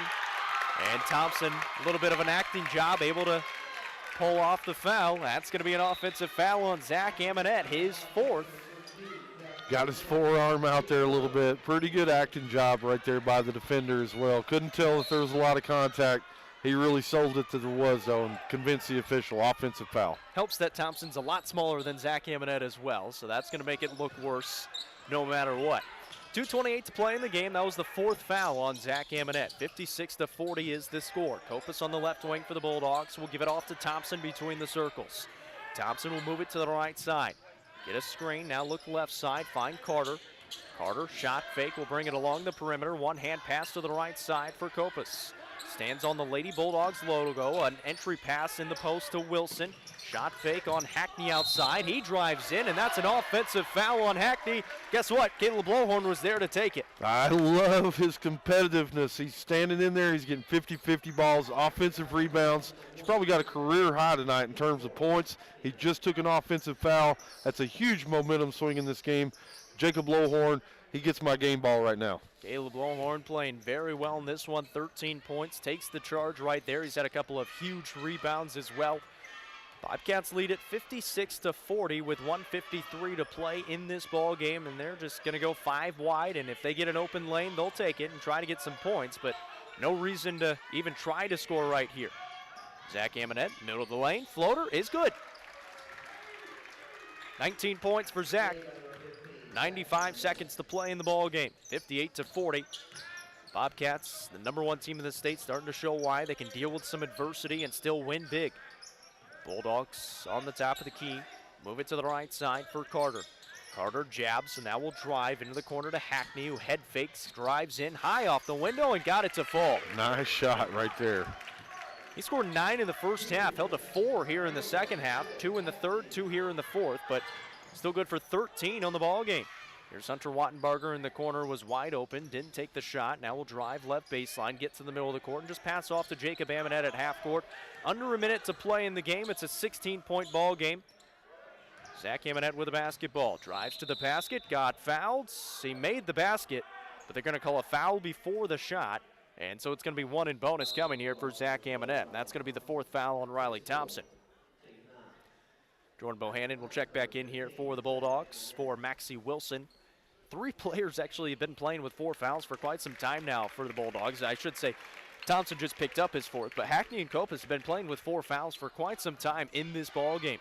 Zach Amonette going to be at the line for 1 in bonus with 51 seconds to play, and he is true on the first. He's got 20 points now, back-to-back 20-point games, had 24 all in the first half against Clark Range on Tuesday. Second one, rattles home. 21 points for the senior, makes it 60-42. An 18-point advantage, the most they've led all game. 45 seconds remaining here in the game. On the right side for Carter, jabs, now will fire it away, can't get it to fall. Hunter skies for the rebound, and we'll see if Bulldogs will call off the Dogs. Looks like not. 30 seconds to play and trailing by 18, still playing hard. Amonette wide open down low to Heath Wattenbarger. Well, if you're still going to play, that means the Bobcats are still going to play, and it leads to 2 points. 20-point advantage, and now a steal by Heath. Up ahead it goes to Zach. We'll see what Zach decides to do, and he's just going to pull it out. Smart Classy decision move there. right there. 10 seconds, and they're just going to let it run off. 62-42 going to be the final score in this one. Looked like the Bobcats were in danger of a scare, but they end up winning by 20. 20-point win for the Bobcats. They improved to 16-3 and 4-0, 62-42. Our final score. We will take a short break, come back, and have the reaction for you coming up after this. Since 2007, Dale Hollow Exxon has been serving this community. That's a lot of buzzer beaters and great wins. Jason Meadows and the team at Dale Hollow Exxon love the Bobcats and are proud to support the team. On your way to the next game, swing in for a fill-up. Sandwiches, fresh baked goods, and delicious pizza for every Bobcat fan on your team.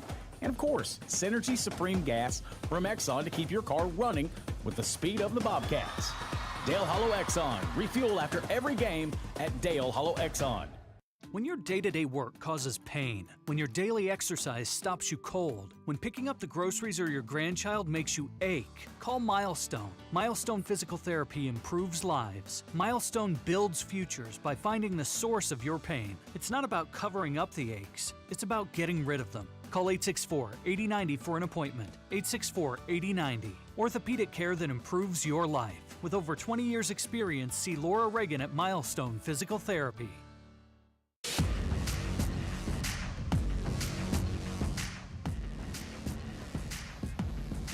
Final score from the boys' game, 62-42. The Bobcats escape with a district victory over the Red Boiling Springs Bulldogs. But tell you what, it was a really competitive game, and I, for one, was pretty excited about it. Yeah, it was competitive.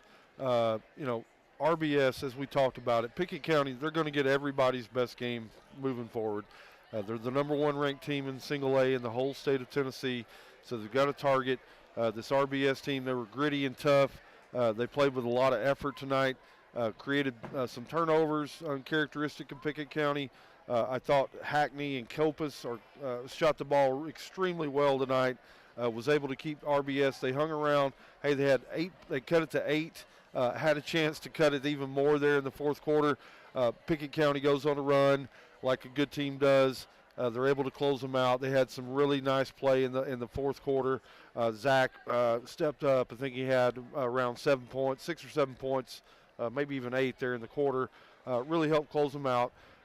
Gutty, tough performance. It's a tough place to play, Jacob. There's a lot of red in this gym. Pickett County, they get the dub. They're going to go back home. They're going to be thinking about that big game Tuesday night, weather permitting, with Clay County. That's right. On both sides, both Bobcat teams are perfect in district play so far, and That's going to set up for a crash course with Clay County coming up on Tuesday, but still got to break this one down. I tell you what, this Red Boiling Springs team, they've got pieces to have a good team going forward. Chris Hackney and Colton Copas, you can't say enough about them. Both of them were in double figures tonight. Copas has a lot of size. He can shoot it. Hackney, also very athletic, has a good amount of size, and they're only sophomores, so this Bulldogs team, they've got pieces to have a really good team going forward. Yeah, Coach Molinex, while they didn't get the win tonight, and they don't have a whole lot of wins on the year, they got a lot of really nice pieces to build on and grow towards later in the season. Hey, postseason time, this is going to be a team that you don't want to face because they're gritty and tough. They're going to give a lot of effort. So, yeah, kudos to Coach Molinex. He's still coaching them hard. They've got a lot of upside. Bobcats win this one 62-42. Let's break down the stats for you. Will Amonette had 6 points for the Bobcats. Zach Amonette led the way with 21. 13 for Caleb Lowhorn, another career high for him in back-to-back games. Had 12 against Clark Range, 13 tonight.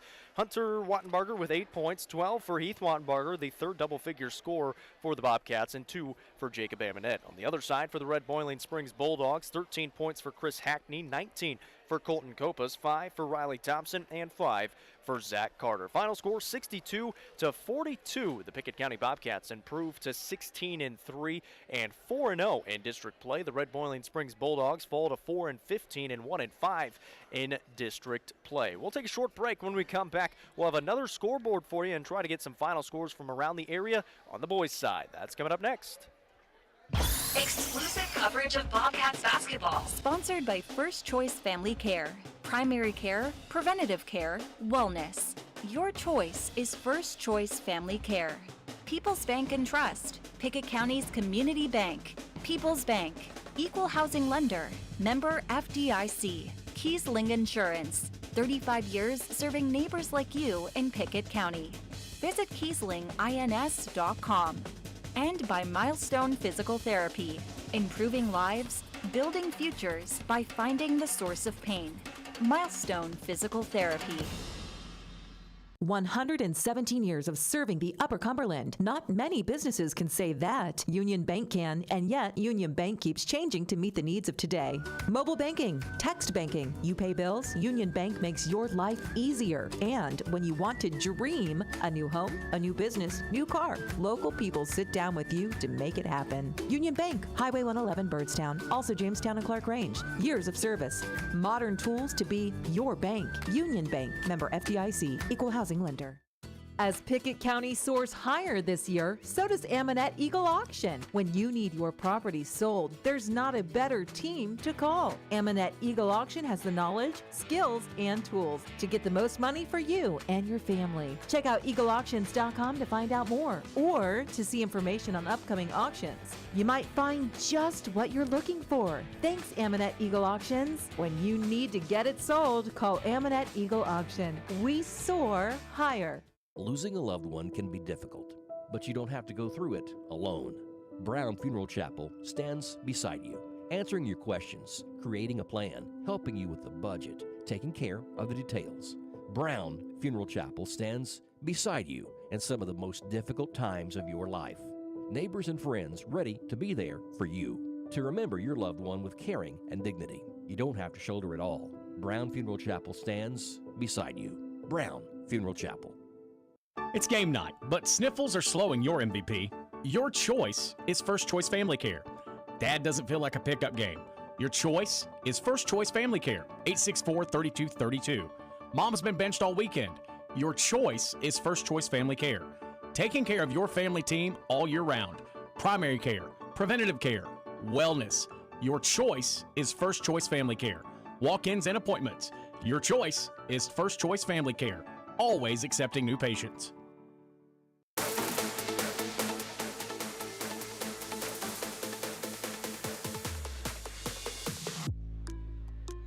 Back here at Red Boiling Springs High School, 2 wins for the Bobcats in this one. The Pickett County Lady Bobcats knock off the Red Boiling Springs Lady Bulldogs 50-27.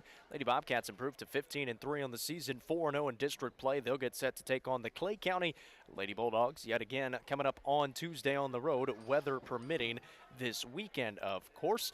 For the Pickett County Bobcats, it was kind of close in the fourth quarter, an 8-point ball game, but they were able to pull out with a victory, 62-42, led by Zach Amonette with 21 21 points. 16-3 on the season now are the Bobcats. They're 4-0 in district play as the Bulldogs fall to 4-15, 1-5 in district play. And the Pickett County Bobcats will get set to take on Clay County again in a crash course with Clay County next Tuesday. However, a lot of really good games going on around UC Sports Nation tonight, Casey. Yeah, absolutely. Final UC Sports Nation scoreboard update, Jacob. We'll go through girls and then all over to the boys' side.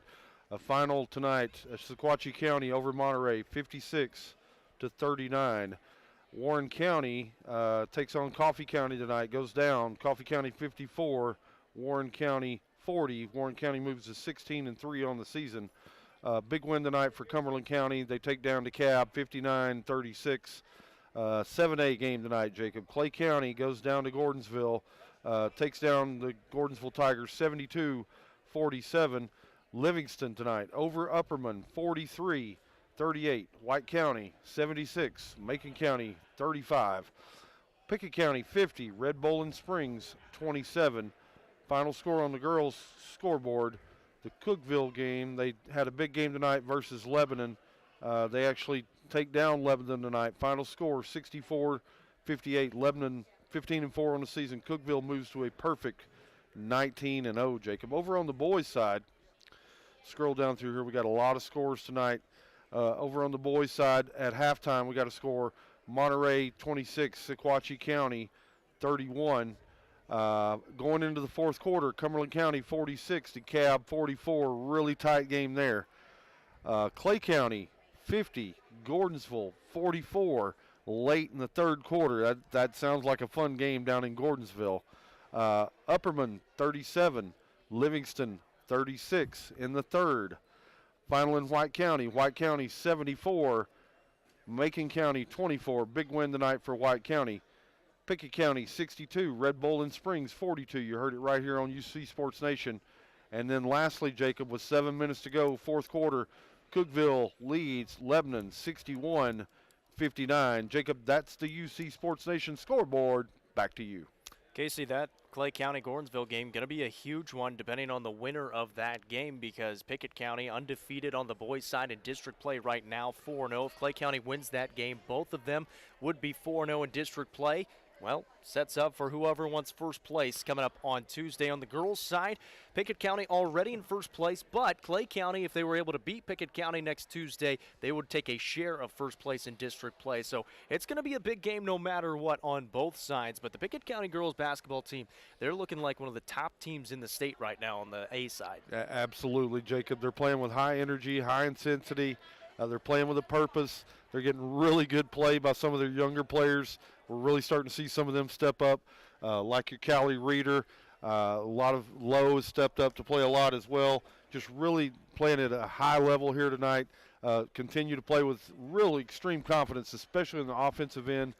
They're playing. It's going to be a fun game when Clay County comes to town, no doubt. Final scores here tonight, 50-27. The Lady Bobcats get the job done. They improve to 15-3 on the season, 4-0 in district play. They will take on Clay County coming up on Tuesday and try to keep first place in District 7A. For the Pickett County Bobcats on the boys' side, 16-3, 4-0 in district play, and they will play Clay County again on Tuesday. And again, still waiting the final score of that one. That could be for first place, or the Pickett County Bobcats will be in first place going into that game. But nonetheless, still a huge game coming up on Tuesday. That's the next time we'll talk to you guys, Tuesday at 5:45 from Salina, and it's obviously weather permitting depending on how much snow and ice we get this weekend. Speaking of, hopefully all of you are, well, you got your groceries. Hopefully you're safe, and hopefully you can stay warm this weekend as well.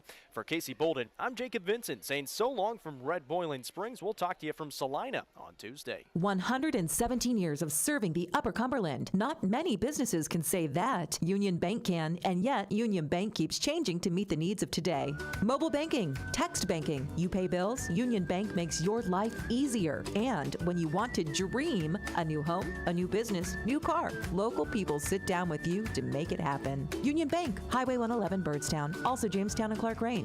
Years of service, modern tools to be your bank. Union Bank, member FDIC, equal housing lender. Most insurance ads end at competitive rates, as if that's all that matters. As your local professional insurance agent, that's just where Kiesling Insurance begins. When it comes to insuring your home, your car, or your business, Kiesling Insurance offers you personalized service and advice, along with a choice of companies to fit your needs. And yes, competitive rates, too. When you need insurance, call them, or be sure and contact the team at Kiesling Insurance or visit them online at KieslingINS.com for details about life, home, auto, or business. When your day-to-day work causes pain, when your daily exercise stops you cold, when picking up the groceries or your grandchild makes you ache, call Milestone. Milestone Physical Therapy improves lives. Milestone builds futures by finding the source of your pain. It's not about covering up the aches, it's about getting rid of them. Call 864-8090 for an appointment. 864-8090. Orthopedic care that improves your life. With over 20 years experience, see Laura Reagan at Milestone Physical Therapy. Going to the doctor regularly. It's not your favorite thing in the world, but it is the key to staying healthy. So schedule an annual physical with Byrdstown Medical Center. 864-3187. A lot can change in a year. Better to fix it than wonder, right? 864-3187. Byrdstown Medical Center was started by local people to take care of neighbors and friends, like you. Schedule your wellness exam now. Most insurance is accepted. Byrdstown Medical Center, the local way to stay well.